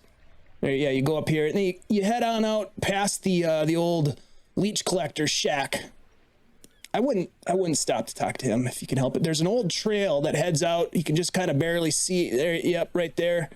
Heads out and then out that way. Probably an hour or so. Yowzer. Oh, this doesn't look like something that maybe we should do tonight. Does this seem like the way that that Carson described, right? The northeast old faith cemetery. That's where they used to inter some of the adherents of the old faith. They've got some, I don't know, iconography of the Tuatha and all that. I don't know much about it. Superstitious stuff. I'm not much of a religion guy. Yeah, me either. So yeah, it's take you about an hour to get there. Maybe you just follow that trail. It should be fairly obvious. There's not a lot of like trees and things to hide anything. You should be able to see it once you get out weird there. Stories about that place, like I don't know, ghosts. Oh, like is it haunted and that kind of thing? Yeah. I mean, what cemetery isn't these days? You know what I'm saying? It's true that things have definitely gone downhill. Yeah. Can't keep a good dead person down. No. It's like the gates of hell are closed and the dead are cursed to walk the earth. Signs and wonders, my friend, signs and wonders. I do believe sometimes that we're living in the end times. Oh, we definitely are. Yeah. And it's going to be the end of me if I don't start working the room, making some sales. So yeah. Thanks a lot, Dick. Appreciate you. I'm always here to serve. So what do you think, Nori? Like, should we go off in the middle of the night? Because it'll take us an hour to get there, some time to probably find this headstone, and then an hour to walk back. Look, I am picking up on Lachlan's fear of this cemetery, and I don't want to make it uncomfortable for anyone. I will go tomorrow morning if that suits the group better. it's just we have a really bad track record of setting out to walk to places. I guess I do too. So let's put every chance that we can on our side. We'll go in the morning when we have all day, or we have the light of day, where and tonight you can play with Gideon there. Get Gideon. Right, and we can all not drink as much as we drank yesterday. Looking so at that we Slug. can wake up early and go to the graveyard. I'm not drinking anything tonight, guys. How many have you had? Nothing yet. Right. Let's get some food into us. Listen to Nori play some music, maybe play a bit of cards. Worked out well last time. And then we'll Person go to usually the 1-1. cemetery tomorrow morning. Yeah, maybe during the day. All that talk Oh, of it was ghosts. an hour walk. I wouldn't have suggested it. Tonight. Well, you didn't suggest it tonight, Nori. We suggested it and you agreed to it. So it's not your fault. It's all good. No worries. Yeah, I think no you're worries. muted. No, I'm not. Can Not you, Oh. Shelly. Me? Said Hello? something. Shelly, are you muted? No, I'm muted. you're muted. Can you hear me now? Face is muted. We can hear everybody. It's Your good. mom's muted. Okay, here we go. All right, so look, you guys are gonna spend the night carousing, getting bent over at the Waterside Hostel. Mad respect for the party lifestyle, no doubt. So Nori, you are going to play with Gideon and the boys. I'm assuming you've been promoting the hell out of this thing. Yeah. The place is packed full. Yeah. The guys are tuning up their instruments. You hop up there to join them. Hey, Gideon. And go ahead. What do you think about this crowd? I mean, I did some work today to get some people over here. There's a lot of people in here. You're not nervous, are you? No, this is great. This is our sweet spot. Okay, good. Key of Are G. you ready? Yeah. All right. Key of G, always. This is how we do it, right, boys? Yeah, key of G, it's all we know. All right. Well, fine. Should we do this? Let's do this. And a 1, and a 2, and a... Now, you've heard these standards before, but they're really, really good as the music kicks in and the night goes on and the partying continues into the wee hours with music and lots of beverages being slung about. Pearl is there making the rounds. Is there anything you guys want to do? I heard something about playing cards. Do you want to check some things out? Do you want to do more sort of work in the room kind of stuff for more information? Or do you kind of want to move on to the next day? I'll leave it up to you guys to decide if there's anything you want to try to accomplish during the concert. But I will say this, Nori, without even having to roll performance, you are feeling like you're really vibing with this crew. Like this band is kind of it feels good. Gideon and you are sort of riffing off of each other and the boys are in the back, and they're supporting you, and it sounds great, and people are coming up and throwing coins in the hat. Give me a percentile roll, please, Nori. And what are the rest of you, if anything, if you want to do something, tell me. You don't have to, but if there's something you want to do, let me know. 99. Oh my gosh. Okay. All right. The Tarask? The singing summons a Tarask? Yep. All right. So let's start with, this time we'll go to Desmond. Is there anything that you want to try to accomplish during the night's festivities?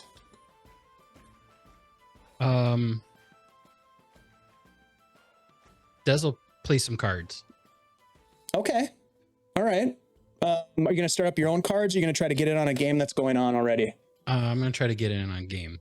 All right. So there are a couple of games going on, but there's one in particular that looks pretty high stakes that you're probably interested in, but it's a dice game. Oh. They're playing Nice. A game that is oftentimes referred to as Pig. Are there 2 pigs? I probably know it. Yeah, you probably know it. How high are the stakes though? Because Des doesn't have a ton of money. Well, there's no gold on the table right now. Oh, right. Yeah, there's some silver on the table. And Okay. you watch as they're rolling, handle that. people are rolling dice, and one guy keeps winning pretty consistently. And if you want to get in, someone gets up, they're like, I'm out, I've spent everything. All right. I'm going Fuck to jump you in there. all. Open seat, you jump in. All right, so here's how it works. We'll do one round because I think it's kind of fun. right. It's called Pig. You roll a d6. Okay? You decide if you want to. The idea is you want to get a high roll. Okay? So you want to accumulate points. Every time you roll the d6, you add that to the total. So it's a cumulative total. If you roll a 1, you bust and you're out. Oh, okay. All right? All right. And it costs 5 silver to get in. All right, I'm in. All right. And then roll initiative to see who gets to go first. Ugh. Rolling horrible tonight. 10. All right. So you get to go first. Oh, all So right. roll a d6 and tell me what you get, and you're going to keep track of it on your end. I have to tell you what I get? Yep. 3. Okay, so you have 3 on the board. And then I'm going to roll. I have 4. So now you can either bet, call, or fold. There's no real reason to fold, but That'll roll higher next time? Is that... you want to keep rolling as high as you can get without rolling a 1. If you roll right, a I'll 1, bet. you bust. All right, what are you going to bet? I'll bet 2 gold. Or not 2 gold, 2 silver. 2 silver, all right. They will call you, so go ahead and roll. Roll a 1. Yeah, I rolled a 1. Yeah, you bust and you lose it. Busted. Yep. So you lose your 7 silver pieces. All right. You want to play one more time? One more time, sure. All right. So 5 silver to get in. Roll initiative. Thank you, Fantasy Animal Vegan. Appreciate you. 11. Holy shit. Thank you Or, very sorry, much. 9. 9. 9? initiative. Okay. Yeah, you go first. Whoa. Different die this time. Come on. Holy moly! Thank you. Yeah. Thank you 3 so again. much. Thanks. A 3. All right. I rolled a 2. Okay, Des will bet 3 silver this time. Okay. 3 silver. All right, go ahead and roll. It doesn't really pay to be the guy that rolls first. Okay, I rolled a 6. Okay, nice. So you're up to 9. I'm gonna roll. I rolled a 1. I bust. So you get you win 3 silver plus your 5 back. So you take 8 silver away, and it goes All on right. like this over time. And you win some, you lose some, but you generally break out even. Give me a percentile roll.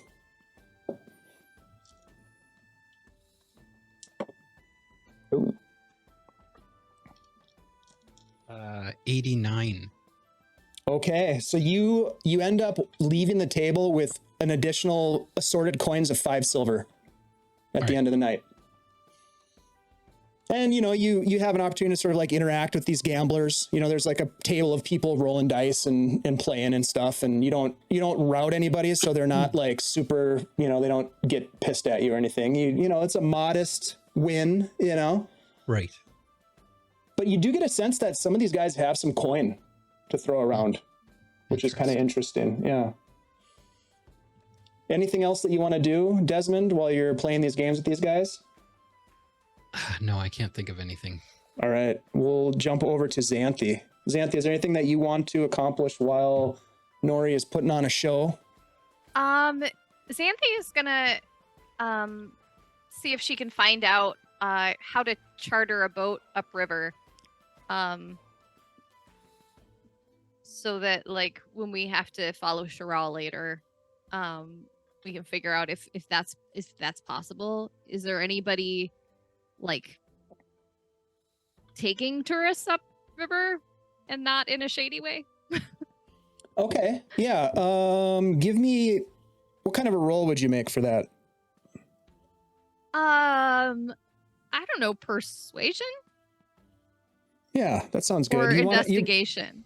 I think persuasion's better. You want to like talk to people and get a feel for if they can tell you some information about who might be willing to take you, that kind of thing. So it seems like persuasion Yeah. fits. Yeah. Okay. That is Crushing it, Nori. 21. 21? Mm-hmm. Oh, you I'm stop for a minute, super you're like, personable. this music is so good. And then you're like, get down to brass tacks. You're like talking to people, you know, and a lot of people don't want to talk to you. They sort of have this, you know, there's a gruff exterior to the Nulbians, right?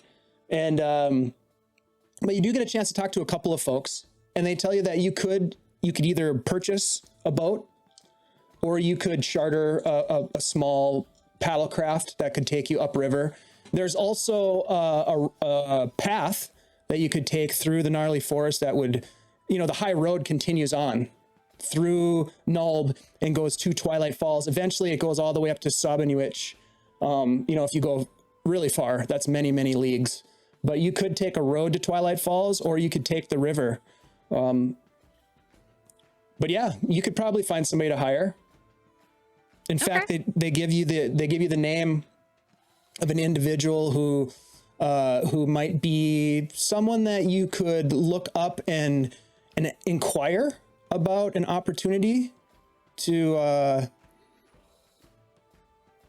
take you upriver. Yeah, that's what I want. I want to lead. Yeah, you want to lead. So the name of the person is, there we go. Lucille. She is a riverboat, not a captain, but she owns a small barge, and she might be the best person to talk to. She's a bit superstitious, they tell you, but she's always been lucky, and you'll know her because she's got vibrant red hair. Okay. All right. Sounds good. Thank you. All right. Let's see. Let's jump over to Lachlan. Well, all this has got me thinking. I remember a girl named Lucille. Man, she picked a fine time to leave me. Is this your ex-wife? Lachlan is talking about his ex-wife. One of them. Oh my God. All Why do you right. think I'm out adventuring? Dwarves, man. I thought you were a sailor. Why do you think he went to the sea? That's right. Wow. Escape somehow. So what I want to do, that's right, Rob. Rob's got my back. Rob knows what's good. What I want to do is I want to, I'll let these guys kind of do their thing, and I want to keep an eye on the crowd and see if we've garnered any undue attention after our day out poking the bear on the docks. So I want to kind of keep an eye out, see if anyone's paying extra attention, if people are, you know, sort of acting suspicious, if any of us specifically is being watched more than others. I kind of want to just sort of sit in a corner quietly with a big mug of tea and kind of just really scope out the room and, you know, try to head off any potential trouble kind of thing. Okay. So you're not really working assets. You are just simply observing the scene. I'm just going to watch. Okay. Then give me a perception check. Yeah, I can do that. I like Rob, man. Rob's my guy. All right. Sorry, you said perception? Yes, I certainly did. Pick to find time to leave me loose. You're gonna lose track of all these advantages. Problem. Man, your dice are all right. 21. 21. Thank you, GDTRFB1995. Appreciate you. Bleak, you've got another advantage. Oh, sweet. Thank you. It was my sweet singing that did it. Don't encourage him, people. Seriously. We don't need that. All right. I'm joking. Kenny is always welcome. I mean, Bleak is always welcome. Yeah, you do pick up on a couple things, Lachlan. First of all, there are, I don't know, 4 or 5 individuals that you remember seeing down at the docks who are here. And I'm talking not just dock workers, I'm talking about the heavies who are sort of keeping an eye on things. And you recognize them and kind of watch them for a while. And you pick up on the fact that they're not really drinking. They have mugs in their hands or in front of them, and they shift the mugs around a little bit from time to time, but you you don't ever see them drinking from the mugs. They seem to be pretty well disciplined for heavies that work on a podunk port on the Imrides run. What was your roll? 20 what? 21. Okay. They appear to be, at least at a glance, they appear to be watching Desmond pretty closely.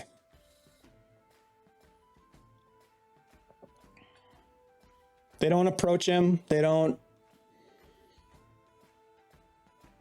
But you can see them sort of keeping an eye on things, but they are kind of set up at various locations around the tavern, and they seem to be intently watching the dice game.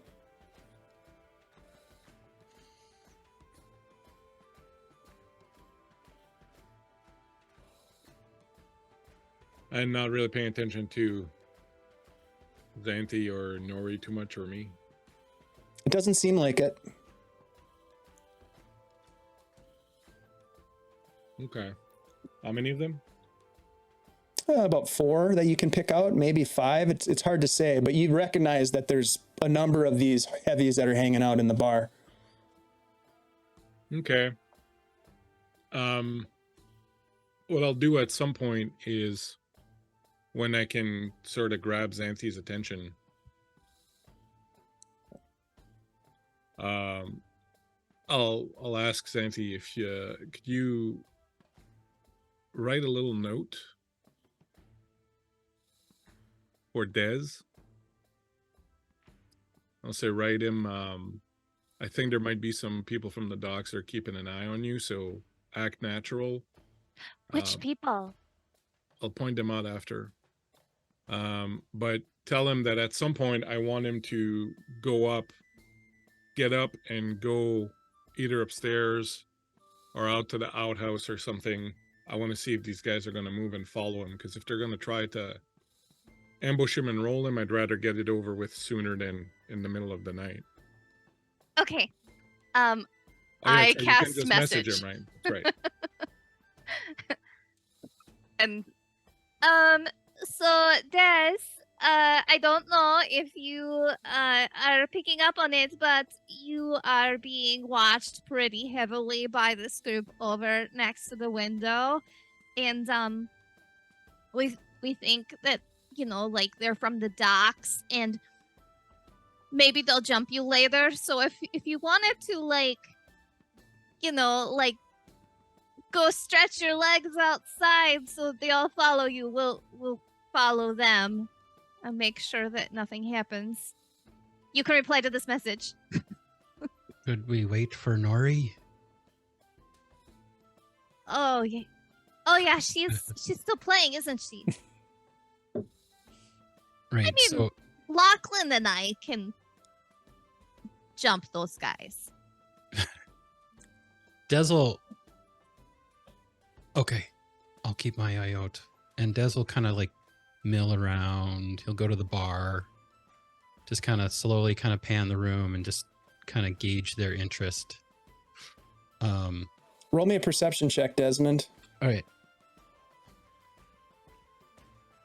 Well, say with advantage. Can I use one of my advantages? Yeah, you can use an advantage. God. All right. Perception, you said? Sorry. Yes, sir. That would be 17. All right, 17. So you're able to, you kind of think you kind of spotted maybe some of them. You know, they're being pretty good at not showing their interest when you start to walk around. You know, like, this isn't their first rodeo. Right. But you get the sense that you can kind of see a couple of folks that aren't maybe, you know, head bobbing as much as the others, or, you know, as casual as some of the other ones. They look a little stiff. Not as stiff as the hostler, but stiff nonetheless. Meanwhile, Nori, you're playing with the band. Is there anything that you want to either like in between sets or in between songs or anything else that you want to try to accomplish other than just kicking ass with your bird pipes? Yeah, I think at in between sets we would be having a refreshing beverage together, and I would feel the bit of camaraderie with them, and like we're all musicians now, so I'm gonna ask them about the Rebel Heart. So have you guys ever heard of the band Rebel Heart? Yeah, for sure. They came through here not too long ago, actually, a couple weeks back. Isn't that right, boys? Yeah, Rebel Hearts, bastards. Well, they kind of put us out of work for a couple nights while they were here, which wasn't super cool, but I mean, that's just the life of being a musician, really. So they were pretty good. Half elf and a goblin duo. You know, I don't know. They were good. Do you know where they ended up going? I mean, they might have one of my friend's items. We have theories. You know, they said that they were touring, and that they were heading east. So probably up to Sobinwich. I don't know. Maybe up to Divers. I mean, there's probably a ton of work up in Divers. If we can make enough money here in Null, that's probably where we're gonna go. Maybe get discovered, sign a deal. You know. Yeah. Make it to the big times. You're welcome to join us if you want to. I mean, you've definitely got some skills with those bird pipes. I've never seen anything like it. Well, thank you. I think a musician's life isn't exactly what my path is, but I am having a lot of fun with you guys. And if our paths ever cross again, you can believe I would do backflips if I could to play with you another time. But hey, we're only halfway through our set right now, so this shan't be goodbye yet. Right. Let's get back to it then. Sabinwich, you say? Yeah, it's on the road to Divers. You know, headed up towards the big lake. All right, I'll tell my friend. That might make their day. Cool. Glad I could provide some good information for you. See that, boys? We're making friends. Yeah, whatever. These guys. They've never stole anything from you guys, have they? Who? The Rebel Hearts? I mean, obviously, besides audience. They stole our gig. Yeah. Stuff, though? No, guys, did they steal anything? Yeah. No, I don't think so. Why? Are they thieves? Well, I mean, it's a theory. I haven't been with these new friends of mine for too long, but Rebel Heart may have done them wrong. Well, I'm sorry to hear that. We're certainly not that kind of group, are we, boys? Ah! See? You guys are the best. Well, we're getting there. Someday, Practice makes better. Greyhawk City. Yeah. Well, I'm gonna do a little flourish at the end. Watch me for the changes on the last song. Okay. Ready, boys? And a 1 and a 2. And you guys kick off the second set, we'll say, of the show. Meanwhile, Desmond, what's your plan here? And we're gonna take a break here in a second, but what are you gonna do? Des will start kind of not immediately, but he's gonna start kind of walking like a little tipsy looking, but on purpose. And he'll make his way over to the door and pull out a pipe and make like he's gonna go outside to have a pipe out in front of the inn. Okay.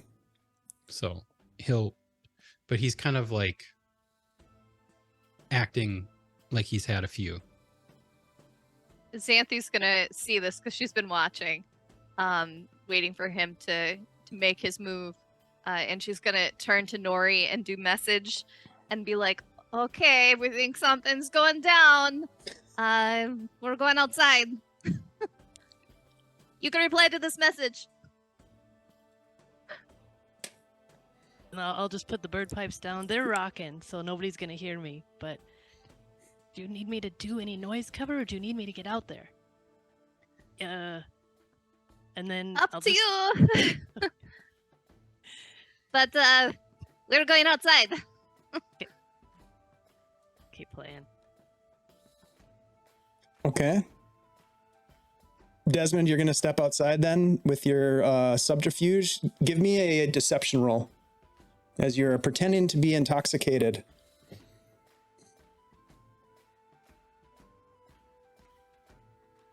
Um, 17.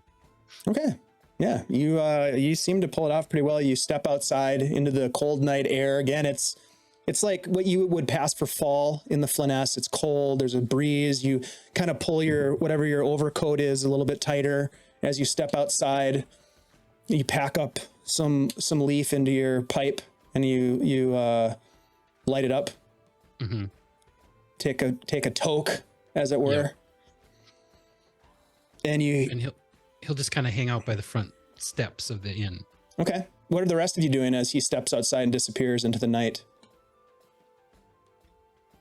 Nori will throw down a big thunder illusion or sound illusion like she did before, and make a sneaky exit, nodding at Gideon. Okay. Xanthi is just gonna loop arms with Lachlan and like go over to the door and like pretend that he said something really funny as they stand kind of near the door, but with her back to it. No Okay. one's gonna buy that I said something funny. Give me a deception check. And Noria, where did you go? I acted sick. I did kind of one of these, and then I kind of ran out the door. So you went outside. 6. Yeah. Okay. Right around the corner of the door.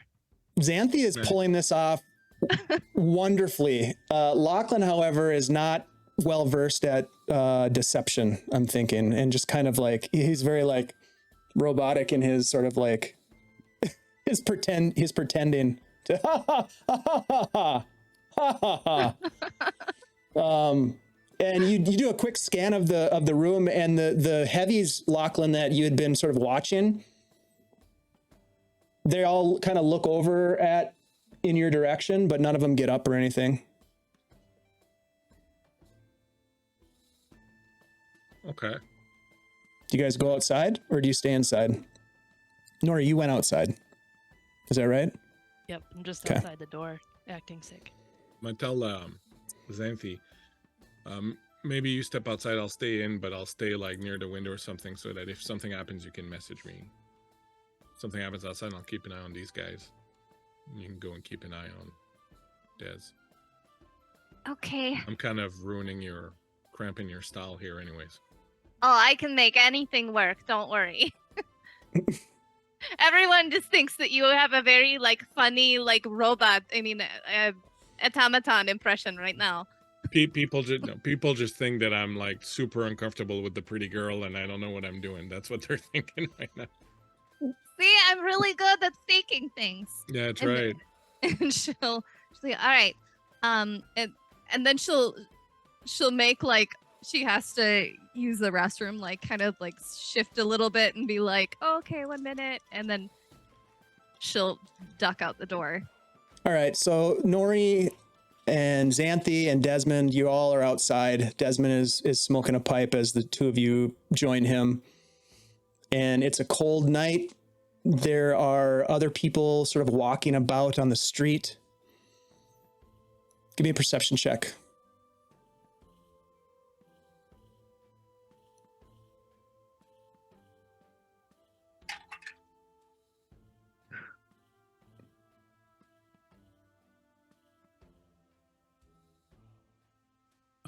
Everybody? Mm-hmm. 23. Okay. Nori 17. and Xanthi. 9. She goes, oh, I should lift these up. She's still got the goggles on. She's been wearing the goggles. She has these little rings Forgot around about her those. eyes from goggles that are red. All right.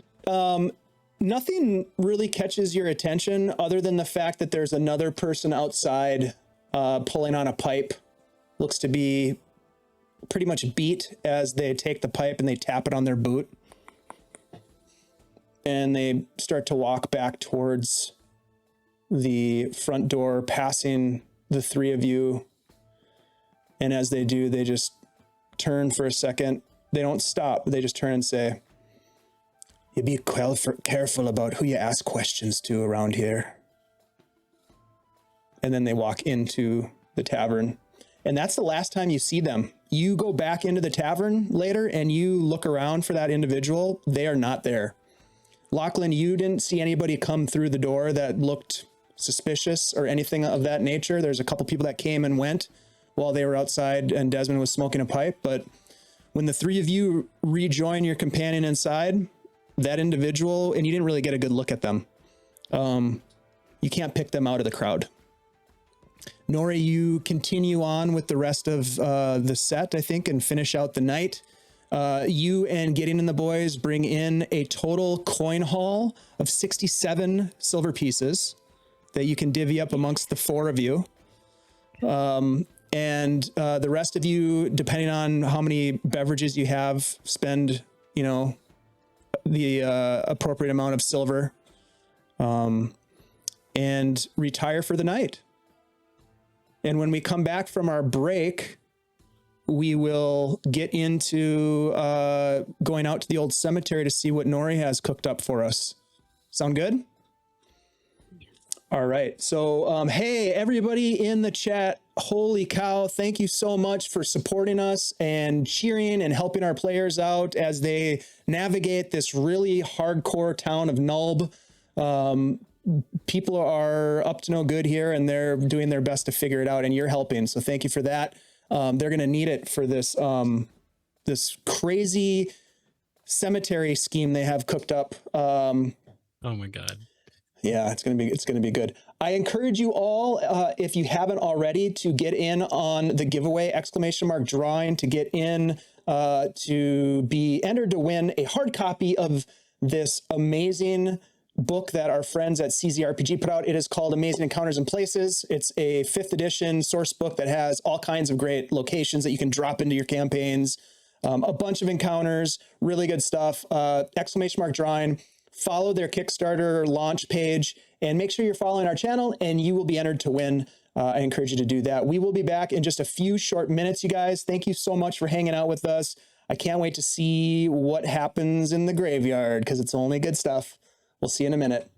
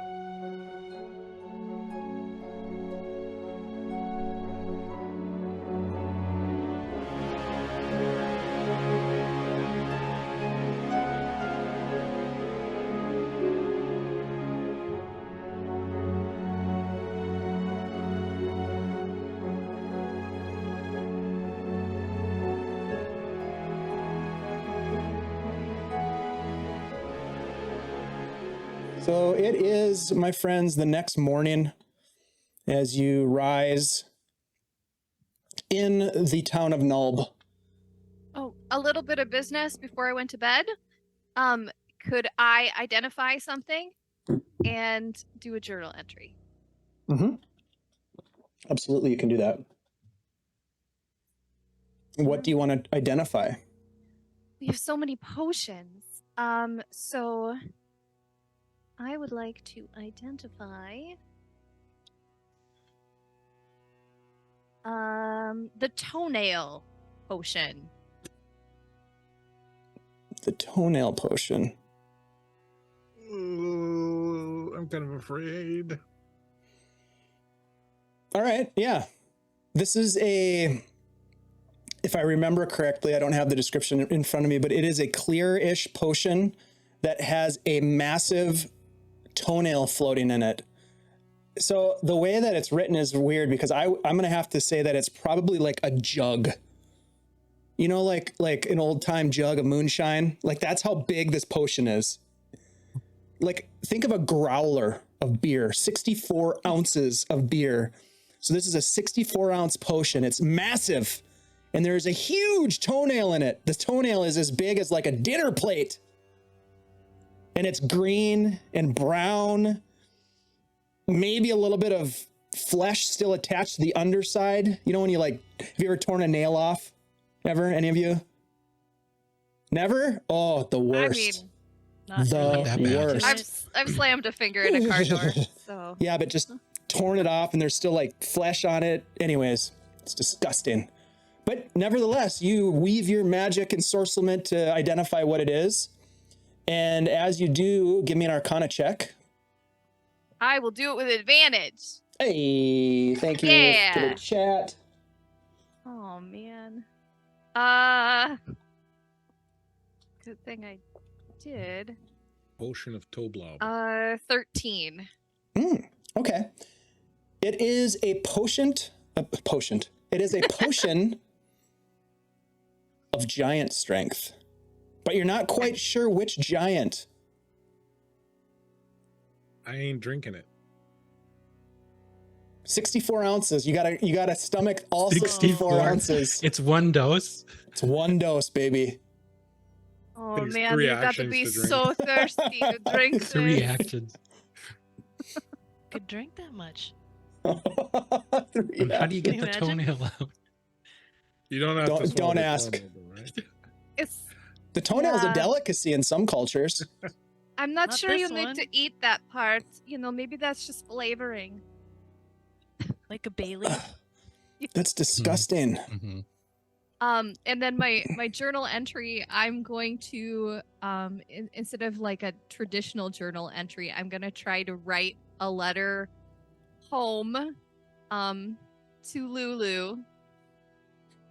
And I'm gonna try to do a picture, like a group picture as a drawing.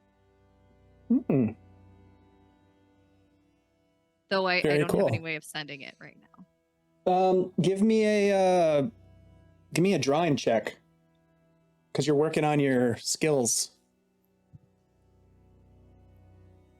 Yeah.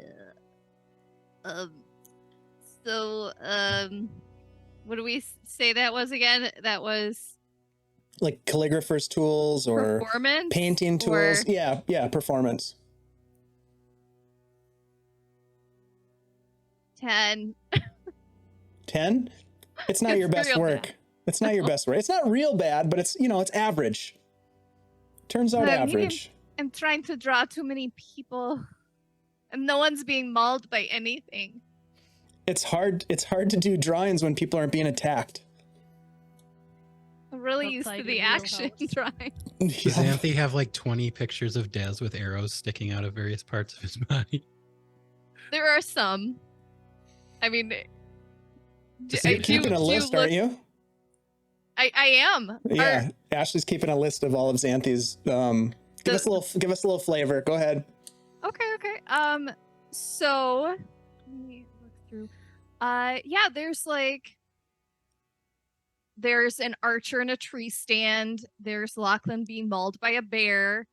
And there's Norb hugging a goblin.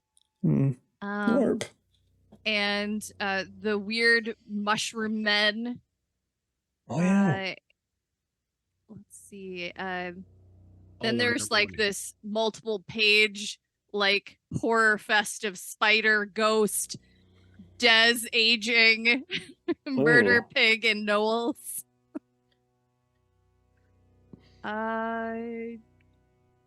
A picture of a really diseased Knoll. And Toblob in his cage and Nori with her sword. That's what I got so far. That's awesome. I'm really glad that you're keeping track. That's fun. Greatest hits. Yep, that's cool. All right, so the morning comes. You break your fast with some quick food from the tavern. You happen to actually get up in time for the meal today. You do have one more night, and Dick Wrench inquires about whether or not you intend to stay longer while you're having breakfast. I would say yes. Let's say how many nights you thinking then? 2, 3? 2 nights. 2 nights? All right. You pay up front. Sure. So you pay him off the 12 silver, or no, it's two silver nights. So four more silver. Yeah. Okay, should we pay out of the group bag? I got it. So, Sorry, wasn't it gold? Sorry. yes, you're right. It was gold. Thank you very much. We were getting a discount. Yeah, hell of a thief you are. Dick Wrench knows how to set the Just rates, keeping it even though consistent, Dave might not always remember. So that's 4 gold?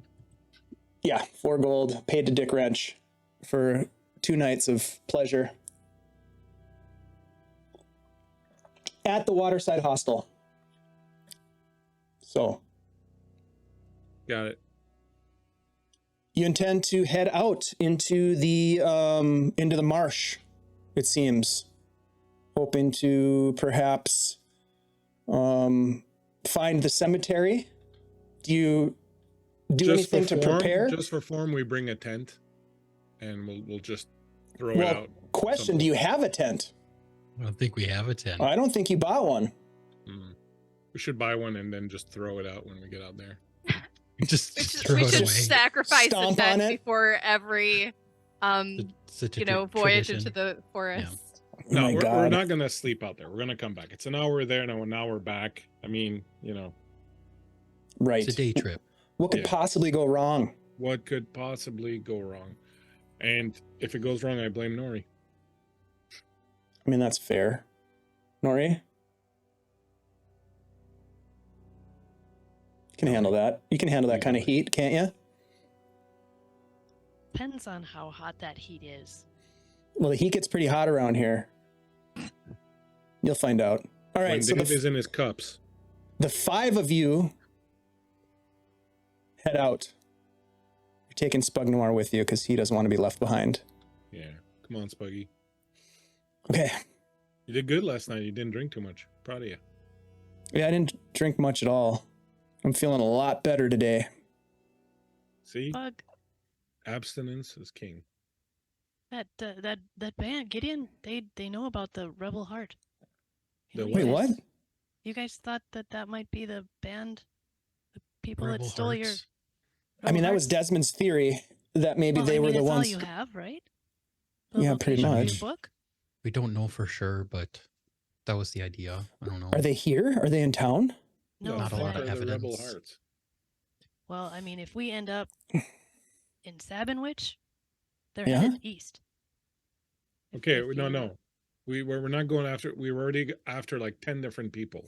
We're not going after the rebel. I don't Just even know who the putting fuck the it out Rebel Hearts there. are. Like, let's Well, Desmond has this Just putting whole it out theory about how they were possibly responsible for stealing my spell book because they were playing music on the night of the next day when I realized that my spell book was stolen or missing or whatever. Let me ask you a Desmond, question. How many people were there that night? Rough estimate. I don't know, I was pretty intoxicated. Would you say 50, 60? hmm So do you want us to investigate each of those people? Because they were there too. Look, this was Desmond's theory. Don't blame the victim. Yeah, Lachlan, don't blame the victim. Oh, I just walk ahead. Because we're going to do a ritual. No, I mean, we kind of sorted it out because they were staying in the same, like, bunk room as yeah. you, I thought. I don't know. That's what you had all told me, that he was staying in the same room with 2 other groups of people, and it was either them or the I forget the other The group. ones he was traveling with. Right, Oh, one of them Fortune's stole 4. his stuff. Yeah, Fortune's Fortune's 4. Who knows where Good they name. went? Good name. Wonder where they got it. It's a I pretty good don't know. name. From I far mean- ahead, you hear. That's why you always splurge on private accommodations. He's not Well, wrong. we're not having any luck with finding people, so let's go find the thing that doesn't move, namely a Well, graveyard. One good thing about the graveyard, that you know where the people are. Well, we Well- might know where the druid has gone, right? In the ground? Learned yesterday. We have a lead, yeah, that she's gone upriver. And I found a name of somebody who has a boat who could maybe take us up there. Well, that's something, right? Yeah. I mean, that's a positive direction. That was work done completely yesterday. So let's go shake up a ghost. Okay. All right. Wish we I had can't some tell you how excited holy I am. water or something. It's gonna be fine. Do you have holy water? I don't. Do we need it? I mean, I've got a handful of unidentified potions. We could just randomly chuck them at the ghost. For a minute, I thought you were going to say onions, and then I was thinking, what if we had garlic? Because doesn't that do something with ghosts? Garlic? What does garlic do? It keeps ghosts away or something? Does Never it? mind. I don't think that's true. Oh. I haven't heard that one. All right then. Well, let's walk our way out of town and let's head towards this place. Why don't you all give me a survival check as you are trying to navigate based on the drawing of someone who gave you a drawing of the space. Next time we go somewhere, I think let's it was pick Dick. a place that's got a road. There's a little bit of a path. Let's go over to the map screen here. Don't forget about the giveaway. And then we'll look at the map. So yeah, there's a little bit of a road. It goes back past the leech collector's hut, which is out by that little lake. And then it kind of heads off the map into God knows where. 14 survival. Okay. All right. How about the rest of you? 7. Okay. I'm too excited. 7, 9. 14, I and think I 9. smeared the map. It got like I wet. think I had something sticky on my hands, and then it just kind of stuck together in my pocket. Lachlan, what did you roll? 5. Yes. Perfect. Never leave town. you guys are walking along and you're on sort of a main road that guides you out to this leech collector's place. Let me bring up my map here and I will show. You get out to about here. You can see the hut and there's smoke coming from the chimney. It's, early-ish in the morning. Not much activity at the hut, but there's smoke coming out. Just a little wisp of like he's got some sort of a fire going, perhaps. Maybe we should ask for directions. What do you think? Sure. Des, go knock at the door. Oh yeah. Sure, I'll go knock. I'll go with it. It's my responsibility to get there. I'll come with. I get my Zan- weapons ready. Maybe Xanthi should talk to him. Oh, you think so? I mean, all right. No, that's the leech guy's house. We can't go there. We were told by like 3 different people. But we don't know the way. Oh, we were told not to go there? I don't remember that part. Like 3 different people said, don't go by the leech guy's And you're house. all having this conversation while you're literally standing out in front of the Outside the guy's house. house. And It we're is pointing this- like, should we go up? Should we This not? small, squat building. It's kind of just set off on its own, as you see on the map. It's a crude structure with wooden walls and a thatched roof. Mounted on a post outside is a much weathered, wordless sign that sports a drawing of a leech. All right. Well, the map says it's just go around the little pond and we'll just keep going this general direction. I mean, I'm with It's- Des. I don't remember any kind of conversation about a leech guy being bad. Like Should- 3 I people. remember something about it, but it wasn't like he'll get you. It was like, maybe he's kind of annoying. That's the vibe I got. Poor leech guy. we could wander forever. we don't get confirmation we're on the right path. Well, we know it's only like an hour away, right? So if we go 2 hours, we missed it. If that's what you guys think is best. Look, guys, I'm just feeling pretty good that we got this far based on this map that's all smeared and wet. Yeah, maybe I shouldn't have used the napkin from the table. Look, I'm just gonna knock on the door, and Spugnoir goes up. I'm not afraid. He looks back at you guys. Afraid Oh, of God. everything else. Uh, All right, let's do it. He All knocks right. on the door. Xanthi will wedge herself in there too. You just hear a dog bark. Nobody comes to the door. Maybe nobody's home. Well, that certainly makes our choice for us, doesn't it? Maybe he's out back collecting leeches. Here? Oh, let's keep going. Probably like by a swamp. Well, there's a Right. lake. There's a lake right over here, guys. And Spugnoir's kind of like Why is walking. he running? Hey, Mr. Leech guy. And you can see that there's a fella out in the pond who's just standing there. This old guy. He's got like the suspenders on and some shorts, He's collecting bare Is that how legs, he and he's just collects them? standing there and he's like, "Howdy. The hell y'all doing out here so far from town?" We are on our way to the cemetery, to pay our respects to somebody, but we got lost. Hold on. I can't hear you that well. He walks out. And as he steps into shallower and shallower water, you start to see that he's got leeches just stuck to his legs, almost like pants as he walks up. Don't mind the leeches. I'm just getting a head start on the day. Oh, So- man. You're heading out to the old cemetery, are ya? I'll be darned. All right. Yeah. Do you ever have the leeches suck so much blood that you just pass out? I usually sleep most of the afternoon. Ah. Very thinning, probably. Where y'all from? I'm Xanthi, and I'm from the free city of Greyhawk. I'll be damned. You're a long way from Greyhawk, Missy. How about the rest of you? Really? Kind of gives you almost like a stink eye.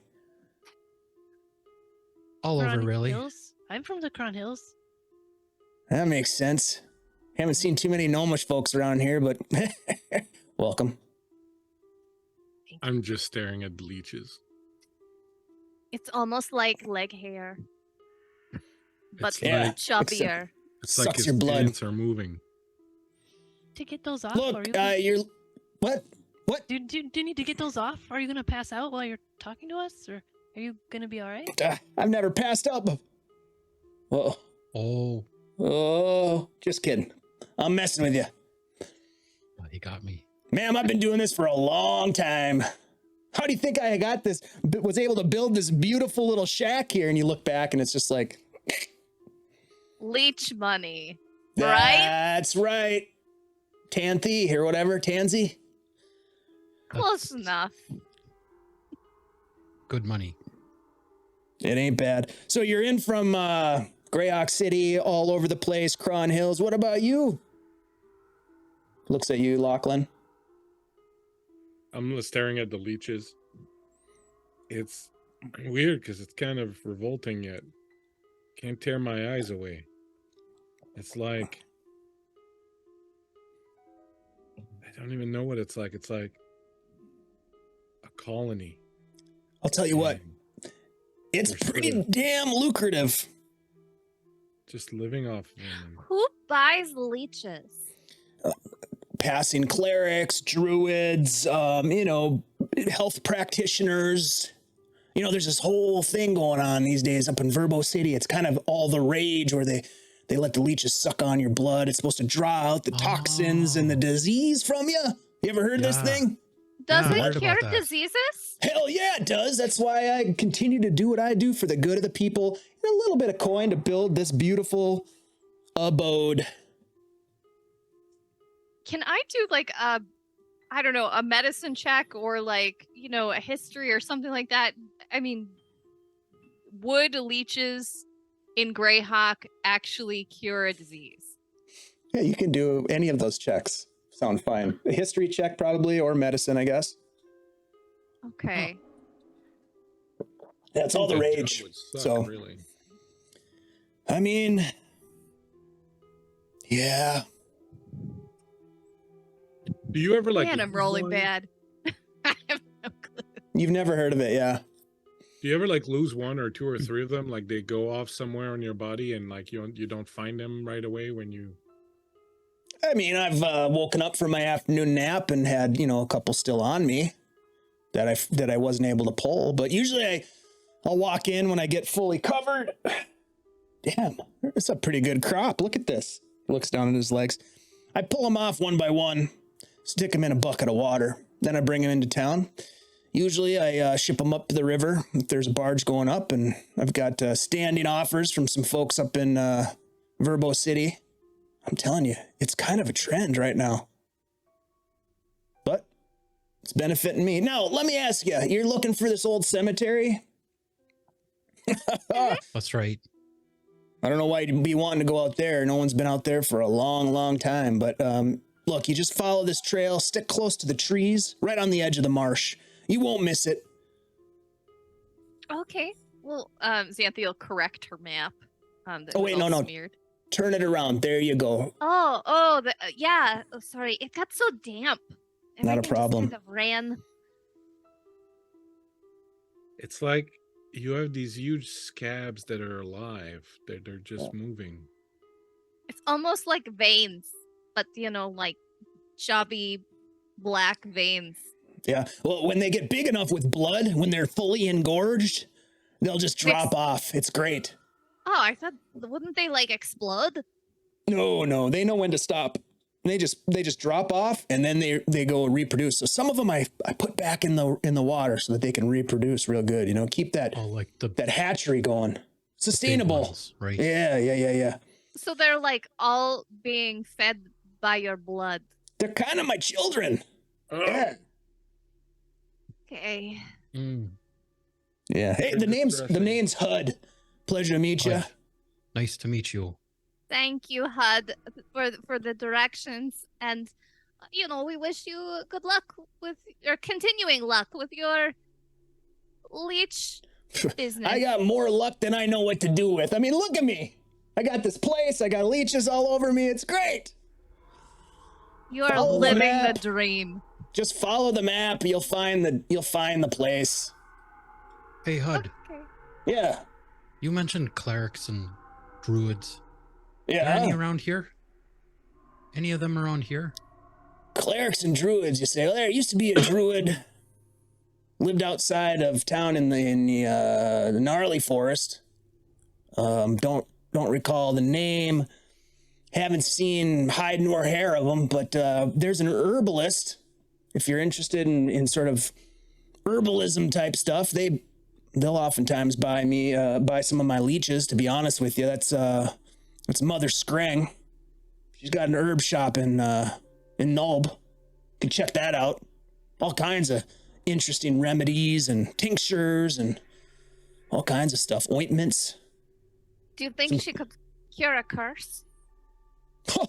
Well, that's a mighty tall request, young lady. What kind of curse you got? Oh, not me. I'm just asking for a friend. Ah, gotcha. Well, look, if you're cursed, I'd talk to Mother Scrang. Perhaps they've got some sort of remedy for you. What do I know about curses? I know leeches, and that's about it. a good leeching. Thank you. Herbalists sometimes Well- have potions. Uh, All right. as True. For the information, I assume that with a job like this, you gotta It's pretty stick around lucrative. home a lot. You can't really go very far.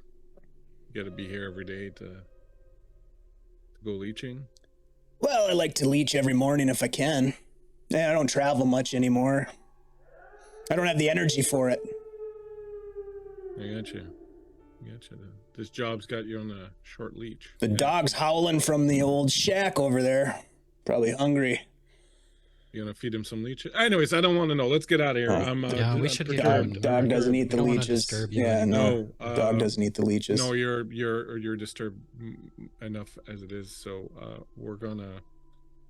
Thank you so much for the information. You've been a wonderful help, and maybe we'll see you on the way back. I would or not. He might love be it. sleeping. Good luck out there. You might have passed out. All right. You Keep your have a feet lovely dry. day. Watch out for the leeches. Come on. Stop looking at him, Lachlan. I can't stop. I can't. It's there. Don't stare. It's not nice. Oh, look at how big this one is. You hear him say as you Oh, walk God. away. No, don't look. Oh, HUD. Congratulations. So you guys continue into the marsh beyond the leech collector's hut. Feeling pretty convinced that he's got a nice little operation going. But you rolled terrible survival checks, my friends. So you definitely get lost as you're trying to find this 14? graveyard. Yeah. 14? Yeah, well, one of you rolled a 14. The rest of you were all well under 10. Yeah, you definitely need a ranger. There's no question about that. None of us are proficient in survival either. It's pretty awful. Well, you win some, you lose some. But nevertheless, you get lost. You get turned around. You're trying to follow the map. It takes you longer than you think. An hour turns into 2 hours, turns into 3 hours. You stop to have a snack. Finally, about midday. Sorry, go ahead. No, Lachlan? I was gonna say. I told you we shouldn't leave the city. We should never leave the city. Never leave the city. Never leave the city. Never leave the city. Just rocking. We broke Yeah, Lachlan. Don't leave. I town. miss roads. Like nice, clear paths. Right. Some cobblestone. Cobblestone's nice. I like Nori, cobblestone. as Lachlan is talking about cobblestones, you're looking at him and you're just kind of like, yep, cobblestones, sure. And then you look and you can see just under his collar, there's a leech on his neck. Lachlan. And I mean, you walk on it and you don't get lost because there's sidewalks and they kind of guide you where I'm just going to approach him. And what's great about it is that even if it's raining, you don't sink in it. It's not like What, mud. Lachlan? What's over there? I try to do a It's little not a road. I can tell you grab that. Sleight of while he's hand. looking away. Yeah. You feel the pull of this thing as it's kind of attached. You don't know what it is, Lachlan. It almost feels like she pinches you, but it pops off. Hey, I throw it. was that one of those leeches? Yeah, I didn't mean to just do it quick for you. I know this Oh is a God! weird time for you. How I did go you to get one on you? I You go to open my the bag. I water pull up out to my here. bar of soap. I pull out some water. Just soaping yourself. Is there any more? I take off I don't my know. armor. Someone check me. Get off my shirt. Do I have any more? Okay. All right, we can. Nori is comfortable with leeches and will check every ounce of them that they're willing to let her check. Strangely, Lachlan is the only one that has leeches. Roll a d20, Lachlan. Oh my god. 5. You have 5 leeches on you that are found. What have you been doing? Where did you sit for our Hanging out snack? with the leech man. Maybe you got too close. I didn't. I stayed farther away than everybody else. They came to me. They were like, sweet dwarf. Are you feeling tired? Do we need to slow down? No, but would Or- you mind pulling these off, please? Yeah. Okay. You're on your Or- own there, buddy. I'll start Ugh. pulling them off of them. Prestidigitate. Try to I got the De-sucker perfect knife them. for it. They just kind of Oh, this wriggle in is a your big fingers one. as you pull them. Yeah, they're huge and they're swollen with blood. Look at this one, Lachlan. Wow, can you believe how big that one got? I mean, should we keep these? Because, they said that maybe they can cure some curses and stuff.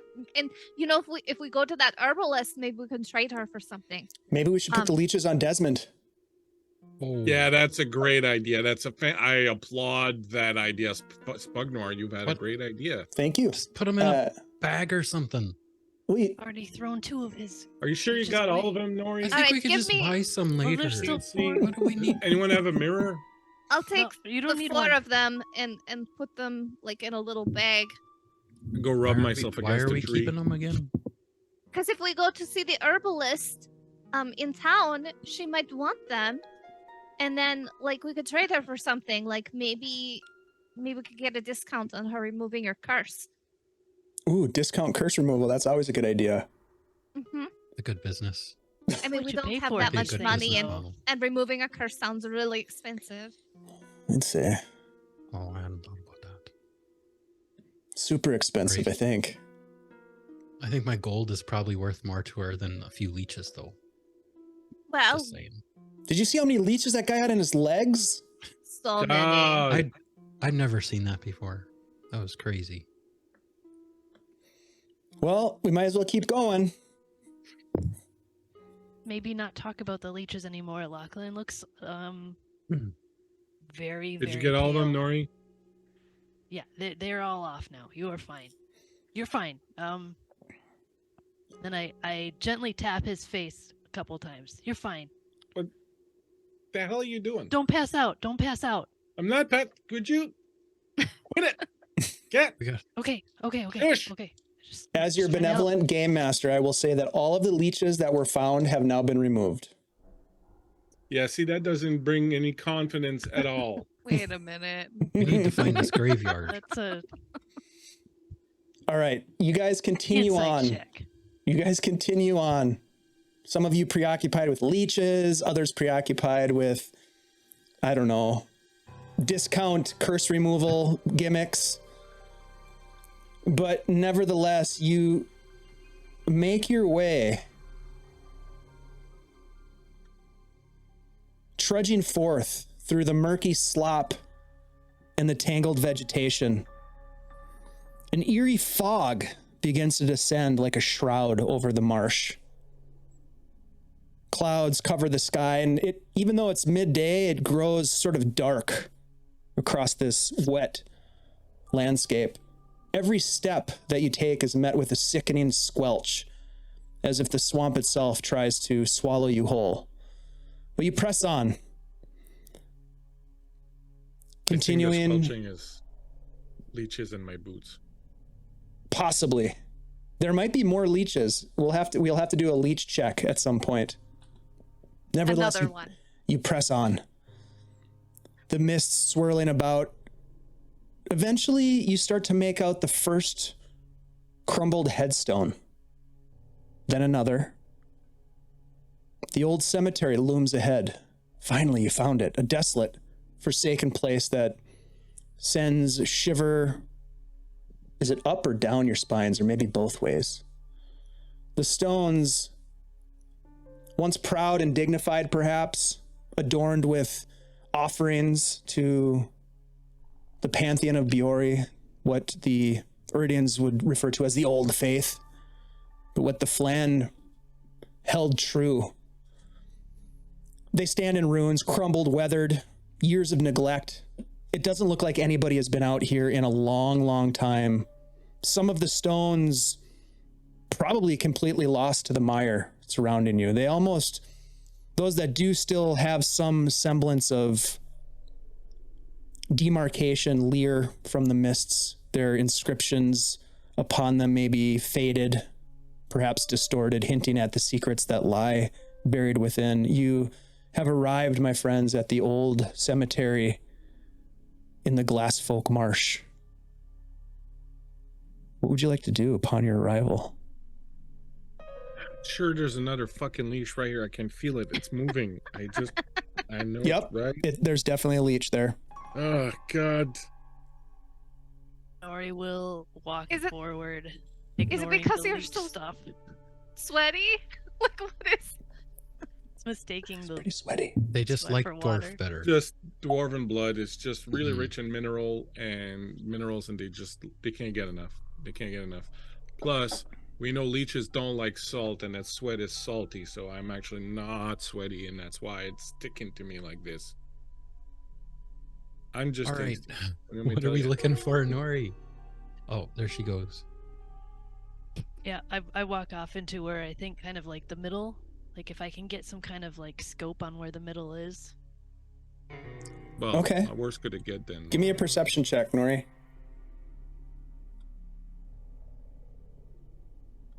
16. You take stock of the area as you step forward and you look, and you can see these crumbling headstones as I described. Some of them are slumped and sunken into the marsh. You seem to have followed a bit of a path that's on a little bit of a high ground, although your feet at this point are wet. Lachlan's feet are covered in leeches, but the rest of you are fine.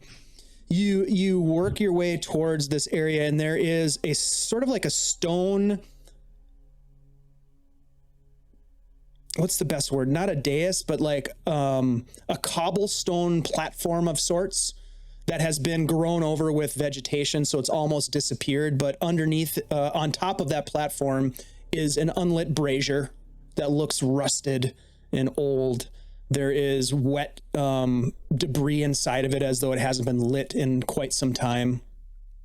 You can see that there are at some of the headstones old maybe offerings of flowers or little icons or little stick figures or those types of sort of organic adornments that have long since sort of decayed and withered. You see also, what was your perception check? 16. You see in a nearby tree, the tree's scraggly and stunted as they are growing in this wet marsh area, but one is taller than the rest, and you see that there is a body that is hanging from one of the trees as if hung.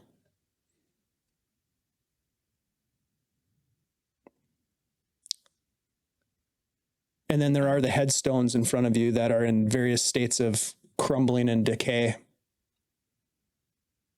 Nori will Havern Kent, where are you? Talk to me. Suppose they didn't bury that fella. They said you What? would talk to me. She yelling Wait, out to the which guys fella? buried? I'm yelling out to everywhere. There was a body hung from something, right? Yeah, there is basically a skeletonized body hanging from a tree nearby. Yeah, they just left him in the tree. She just. Well, that's just Yelling. lazy. I thought this guy was supposed to be in the ground, and she's yelling after him. Well, maybe they said he was dead. I don't know how you're supposed to talk to dead people. Like, I don't know why you just assume that you can. Des will start looking around at the headstones. Maybe he can find the name. I'll help him. Nori's yelling again. They said you would help me. Give me investigation checks if you're looking at headstones. I'm just gonna let you roll with advantage because. All right, thank you. Because that first one we not don't really want to that use. Good. Well, I'm okay. Oh, the second one's not too much better. Investigation. 12. 12. Okay. Yeah, you step forward and you're looking at the headstones, and most of the inscriptions on these headstones, as I bring up the map here for people to check out, Spug Noir is sticking pretty close to Lachlan at this point. It's good to have a buddy. Use the buddy system. It's not well defined, this particular headstone that you're in front of, but you move around and you look at another one. Nori, as you step forward, you can see that there is a gravesite that has been disturbed. Not recently, but it looks as though perhaps it was dug up. There is a pile of dirt, wet mud on the side that's overgrown with vines.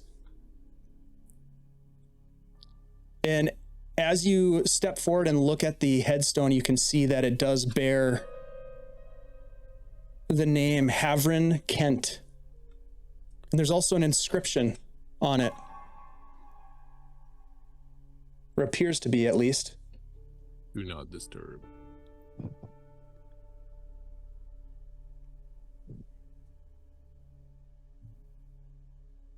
What languages do you speak, Nori?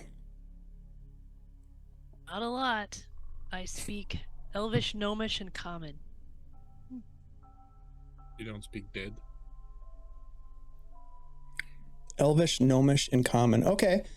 It appears to be some sort of Elvish script, but not familiar to you. You can make out some of the words on the inscription. Some of them are faded from the weathering.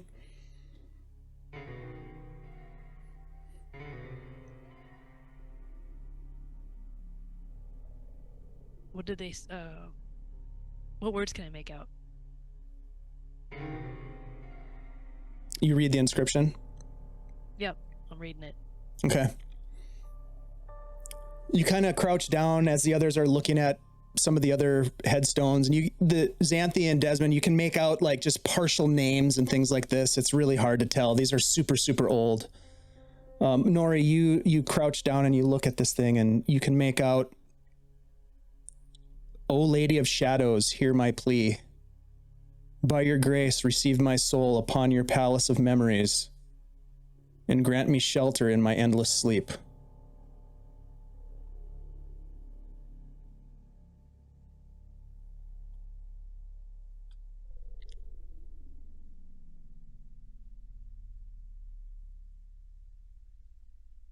Do you read them out loud, or do you just sort of like read them to yourself, or how are you reading them, I guess? I think first I read them in my head, and I think about it. I expected something to already happen. So I'll take a pause, and then I will read it out loud and pull my sword out at the same time. Okay. Not Ooh, like I in a think she found something. not like in a way that I'm going to attack, just like in a non-attacky kind of way. All right. Hand on the blades, not on the hilt. That doesn't help.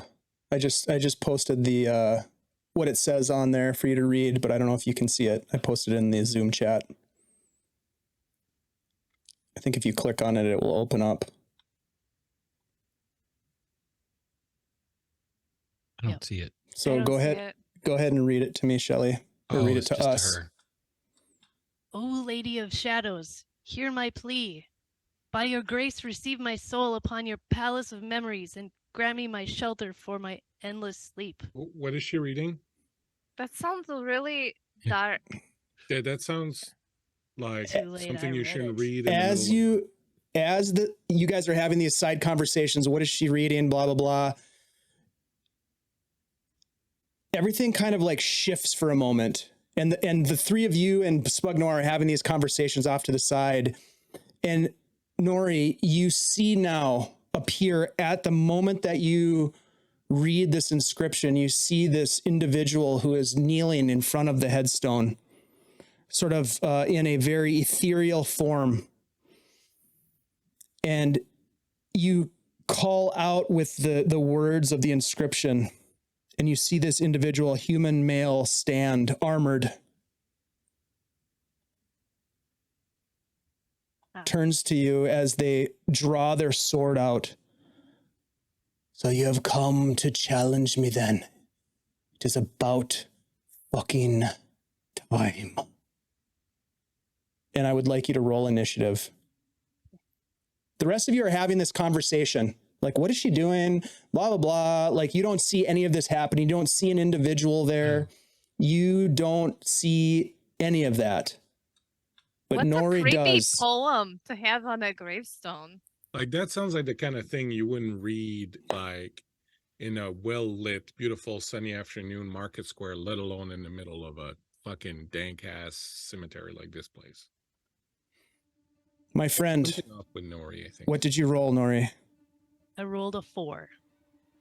All right. You watch as the sword is drawn. This individual is now standing over you. You're a little one.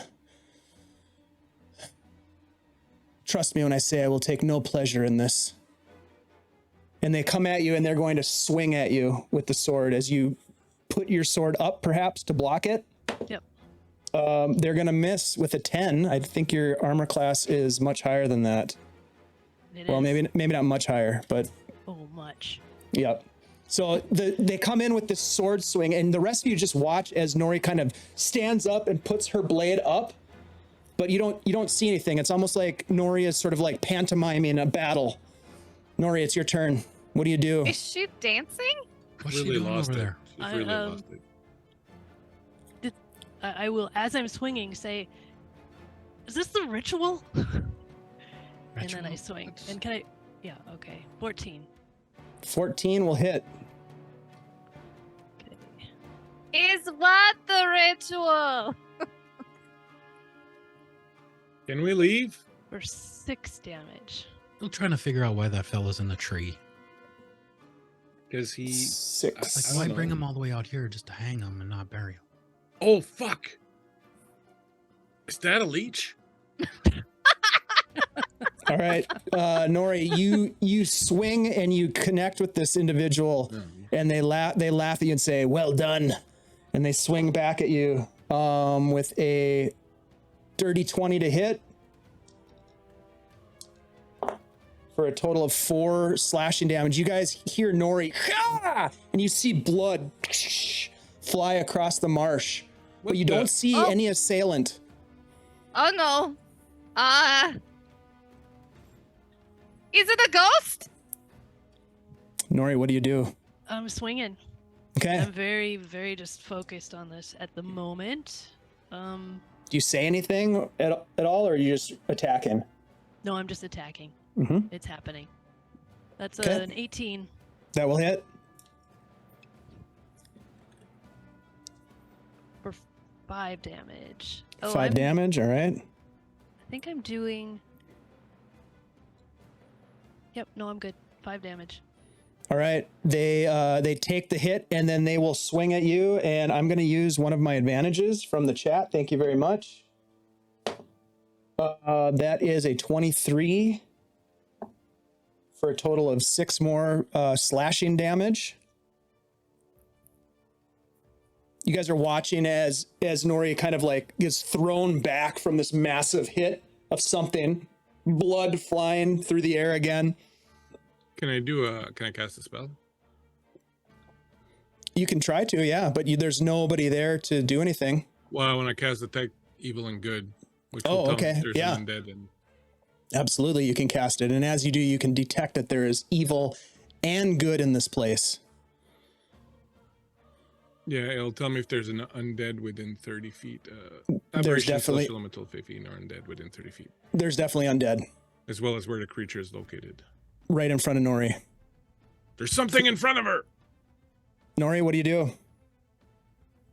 Just before I swing, I'm gonna say, I am here for the ritual. They told me you would know how to do it. And then I'll swing with advantage. Okay.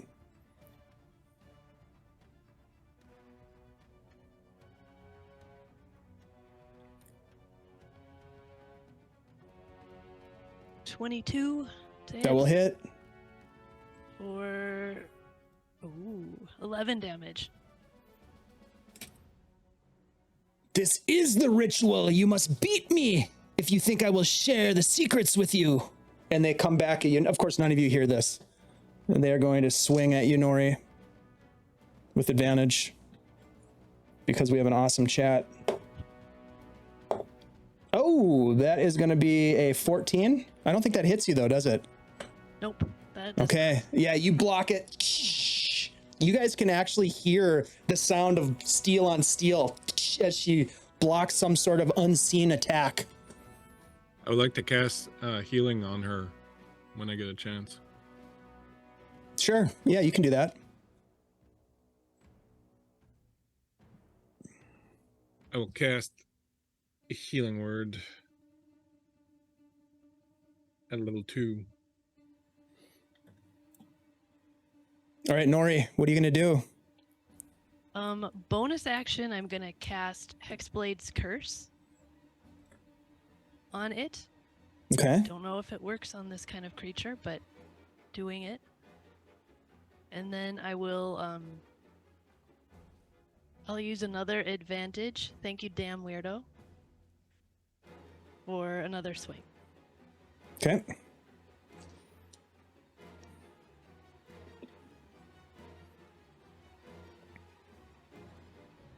Those were not good. That was a 10. It was the highest roll. That misses as it swings back at you. I'm going to use an advantage. I'm just going to use them all up here in this. That is a 17 to hit you. If it meets, it beats. 7 slashing damage. Ooh, I'm getting hurt. Yep. It's your turn. I heal for 9 whenever it takes hold. What kind of, did you use a healing word or? Yeah, healing word. Okay, perfect. Do I have it yet or no? Yeah, you can add that to your hit points. Plus 9.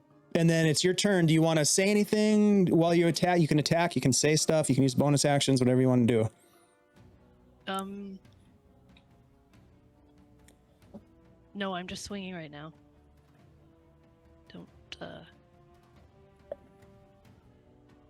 Yep, I I'm could just try gonna to turn swing. it, I'll say to the others, but do you think she needs to do this? Advantage Come on. 20. Yeah, that hits.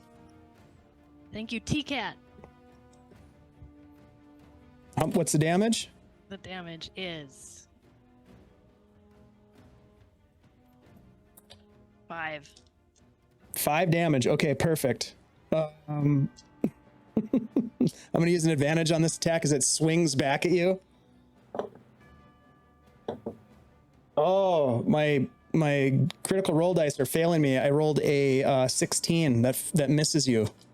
Misses me. It's your I don't know turn. what it wants to hear. I'm gonna burn up all my advantages, but I think it's worth it.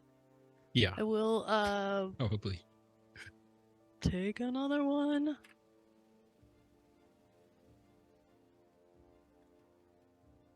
A 10 and a 19. A 19? A 19. Oh, yeah. Roll some crit. damage. Make it This is a good. crit because it's a Hexblade's Curse. Nice. All right. It's a crit nice. on a 19 or a 20, so. Hell You get yeah. another advantage it. knowing from the chat. Thank you, Lee. Thank you very much, Lee. Appreciate you. Yeah. Okay, so this means that the crit, we're doing the full dice damage and then a roll and then Yep. your proficiency bonus? Yep. So you just roll damage as normal, but then you add the full dice damage to that as well. Okay. Oh, this is gonna kill. 21 points. 21 points of damage. Whoa. Very I nicely rolled done. 11 and then I added the 10, so. Yeah, that's amazing. All right, so as you cut through this ethereal form, cutting through it, it just kind of looks at you and smiles. Yes. The rest of you don't see any of this. You see the blood, you see Gnory taking some hits, but suddenly this Gnory in front of you, this creature, this apparition really, just sort of drops its sword to the side. Says, "Why have you come here? Who sent you here?"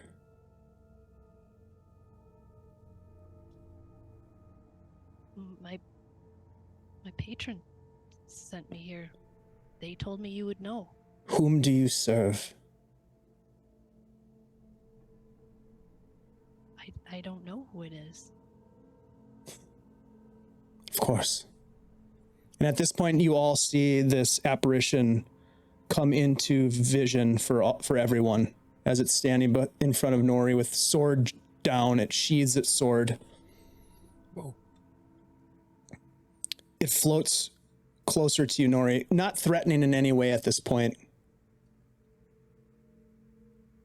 You serve someone you do not know. Reminds me of myself at one time, serving something that I was unclear about their purpose. But their purpose served me in the process, as I hope it will serve you. You can see that in this clearing, if I zoom out on the map a little bit, there is a stone altar, and it beckons for you to follow, Nori, as it moves towards this altar. I follow. It begins to chant in this low whisper, invoking strange words that kind of make the hairs on the back of your neck stand up a little bit. Because you have Elvish as a language, I believe, right, Nori? You pick up on some of the words, but they seem at the same time familiar and unfamiliar. It's a form of some sort of elf speak, but it's a darker, more ancient dialect than what you've ever heard used. This individual, who you can only assume is Harvin, continues to chant while waving his outstretched hands through the air. The gestures begin to leave behind this strange glowing trail that illuminates these intricate arcane symbols, sigils that glow with faint blue light, and they hover in the air in front of you, above this stone altar, which looks to be stained with God knows what. Nori, yes? Hold your family sword at the center of the symbols. Do it now. Do it quick. She immediately does what he says. You step forward, you hold the sword at the center of these glowing sigils, and instantly the symbols flare brightly, illuminating this old cemetery and the old dead trees and the surface of the eyes of countless ravens that sat perched in those trees. Ravens which were previously unnoticed. Oh, man. You Creepy. watch the symbols begin to merge with the metal of your sword. The sword itself in your hands beginning to writhe and twist in your grasp as you hold onto it with everything you have. It's almost as if your sword now is alive. Focus, Nori, he says in this sort of like urgent tone. You must establish the bond with your weapon, or it will consume you. Make a charisma saving throw, please. Are we just watching her, like, in a trance, like, walk over and, like, shove her sword into some kind of altar? No, you can see, like, as I described earlier, you can see the form of this creature who's speaking now. You can see everything. You didn't see any of it while they were fighting, but once the fight was over and Nori had proved themselves, like, worthy, it all came in. So you're watching this all happen, just sort of like, but you're in the background. You're fade off to the back while this is happening. I can use advantage on this too, right? Yeah, of course. If you have an advantage, you can use it for sure. I have some. Oh, I'm so glad that I'm. I would use it. Yeah. They're both mediocre. A 13 is the best. That's not bad. Okay. All right. So as you hold onto this sword with everything, this family sword, suddenly this vision overtakes your reality. A dark memory upon a blood-soaked battlefield. You're searching amongst the wounded and the slain. You're looking for someone. You're looking for your brother. And in the deepest parts of your heart, you already know that he lays amongst the dead. But you find him. You hold him close.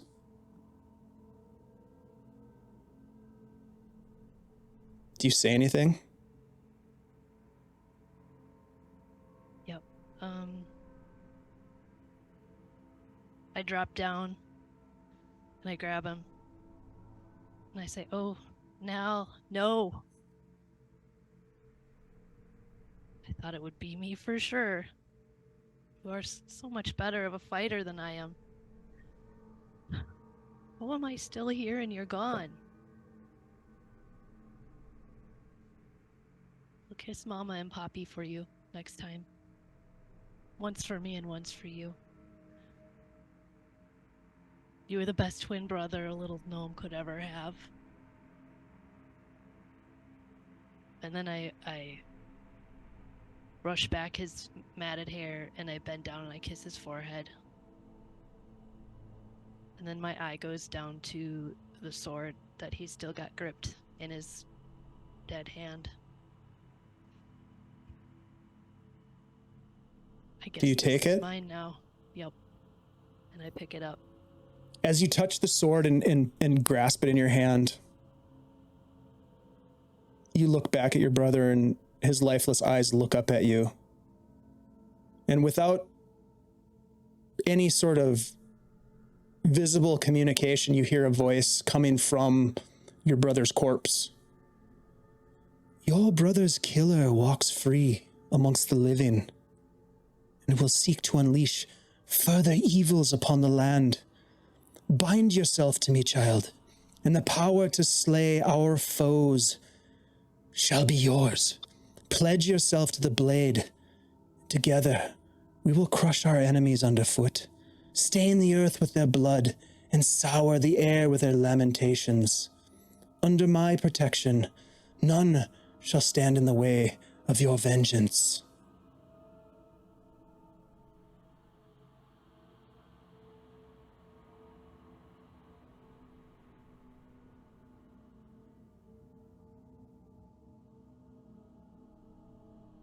Your eyes flutter open, and you find yourself standing in the cemetery again, clutching the sword, Orvan's Gladius.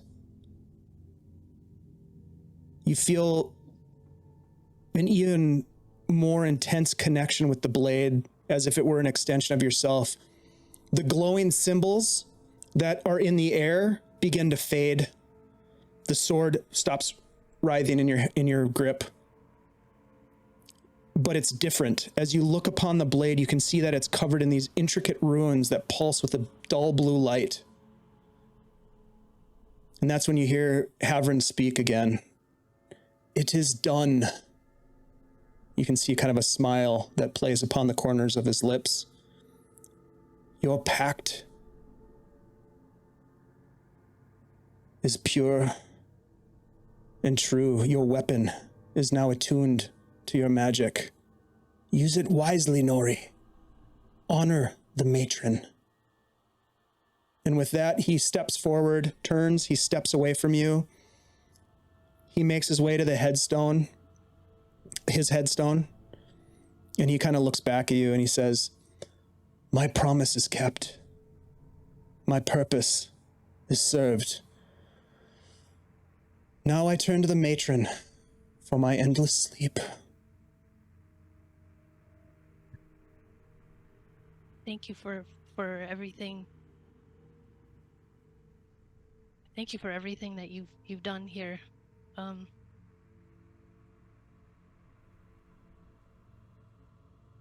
long as you're here.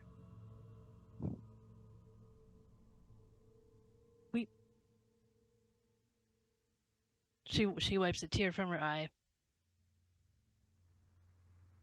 My friends are very concerned about. My friends are very concerned about some people that might be missing. We found leads on other things, other concerns that have brought us to Null, but you don't know anything about, like, Badger, something about badgers? Bandits might have taken them.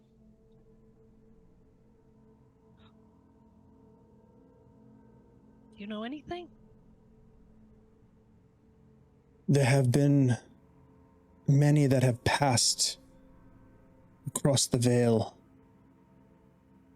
Your badgers are in the arms of the matron. And with that, he turns and disappears.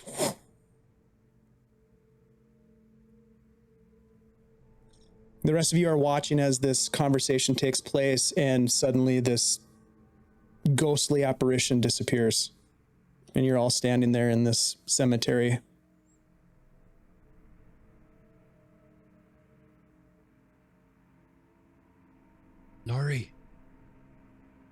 Are you all right?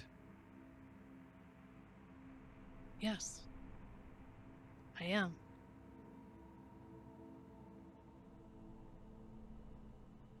Thank you for coming and helping me with this. This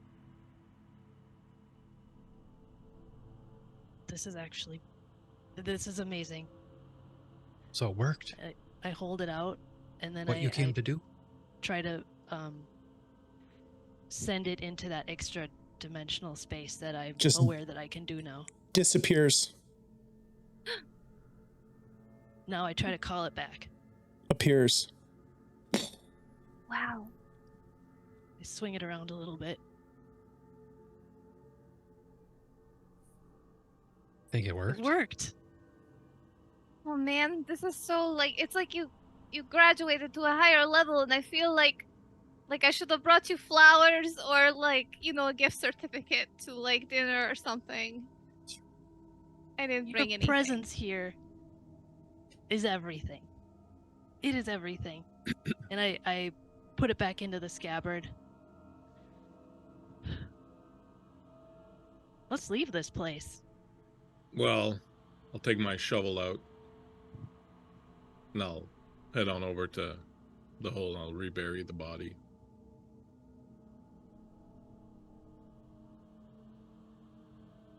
Don't want to leave that out for the birds. Shovel back some earth and fill it back up, and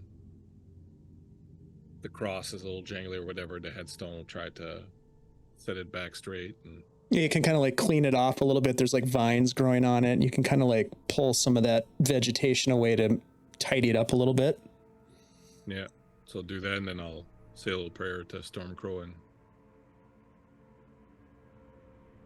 put the shovel away. You know, this was the most positive time we've ever had with an undead creature. You know, like they only beat up one person and nobody got cursed. Yeah, We're coming out ahead on this one. I was a little freaked out when I saw that guy. 'cause- Speaking of curses, Desmond, Yes. we are going to have to talk, you and I, before the next session, because this is where we're going to end. And something has happened to you in this place. Oh, As boy. you noticed amongst the headstones, a familiar name. And that, my friends, is where we're going to put this game on hold while I go on vacation. And when we come back in 2 weeks, we can dive back into the adventures of the yet to be named gang of heroes. Oh my gosh. Shall remain nameless. Yeah, we gotta The work on that. nameless. Yep. I came up with great names for other groups, That's right. Fortune's 4. That was great. but not our group. No, that's right. I liked You'll get there. Fortune's 4. But You'll get there. Hey, One will thank you stick one of everybody these for days. hanging out with us, helping us through these difficult times as our player characters learn things about themselves, their history, where they fit into the world of Greyhawk. You guys are doing awesome. This is super fun. I'm really glad we were able to play out this little bit about Gnory's, her Pact of the Blade, which is really cool. Such a cool feature. And you guys know me, I like to wrap in these character progressions into the narrative. So thank you all for sort of playing along. That was really fun. And thanks to all the folks in the chat for chilling with us and getting involved. Thank you for the hype trains. I think we got a level 2 hype train. That's crazy. All of the cheering, all of the gift subs and the subs. We really appreciate it. What we do is we turn around and we use that to improve our stream by buying commissioning art, like our Heroes of Greyhawk banner that's up above, and our awesome character art, which we're going to show off when I get back from my vacation. I'm so excited. Thanks to Jose for hooking us up with some great artwork. I'll put his link, Jose Ortiz, and I'll also put Trixie Wizard's link in the chat. They're awesome. Let's go around the table here while I start to look for a raid target, and tell us who you are, where we can find you, anything you want to plug, or just say hi and give some thanks to our chat. Let's start with Andy G3D. Hey, everybody. My name is Andy, also known as Andy G3D. Thank you so much for all the advantages and hype train and everything we got going tonight. That was awesome. You will find me here on Tuesday nights playing Desmond, looking into these curses, having a good time, getting shot with arrows, that kind of stuff. Come check us out on our Discord. And you can also find me helping out with Shadesong on Thursday nights, although behind the scenes. Hell yeah. Yeah. Which is important, and we appreciate it. Thank you for that. Let's jump over to Shelly. Hey, yo, I am Shelly, and I am so thankful to the chat for giving all of those advantages, because holy cow, I could have died. How low did you get on hit points? I got down to 6. No, I got down to, Oh. what did I get down to? 7. Damn. 7. Wow. Yeah. Okay.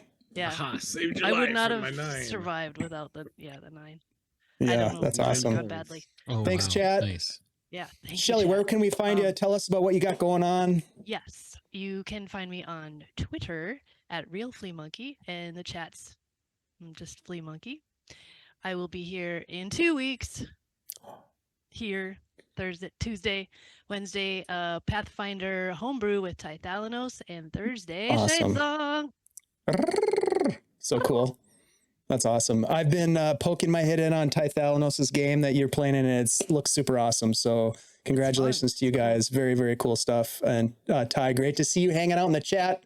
We missed you. We love you. So good to see you. Let's jump over to Ashley. Hey everybody, I'm Ashley, Minnesota Muse 99 on Twitter. And you can find me here on Tuesdays. You can find me on our Discord. You can find me on the Guild Superior Facebook page. So come on by, join. We would love to see you. And thank you guys so much for all of the bits and other advantages that you have given us graciously tonight. We really appreciate it, and it helps us out and helps us buy art. So thank you. Thank you, Ashley. It's always awesome to have you in our games. I can't wait to get into that Lord of the Rings game, which has a bunch of folks playing in it. It's going to be super fun. Let's jump over to Bleak Season. Yes, I am the Bleak Season on Twitter and everywhere on the internet. I'll be here tomorrow GMing the first of a 3-part new game of Vaesen Jera, with a bunch of great people. Always get awesome casts. It's kind of a knack we have here at Guild Superior of getting awesome casts all over the place. And Thursday, of course, Shadesong, and thank you so much, Chad. The chat was on fire tonight. We appreciate all of you. Thank you so much for the help and your generosity. It is deeply appreciated. Thank you very much, and thanks, Dave, for running a cool game. And Shelly, fantastic bit of role playing. That tier was right there. It was like They were real.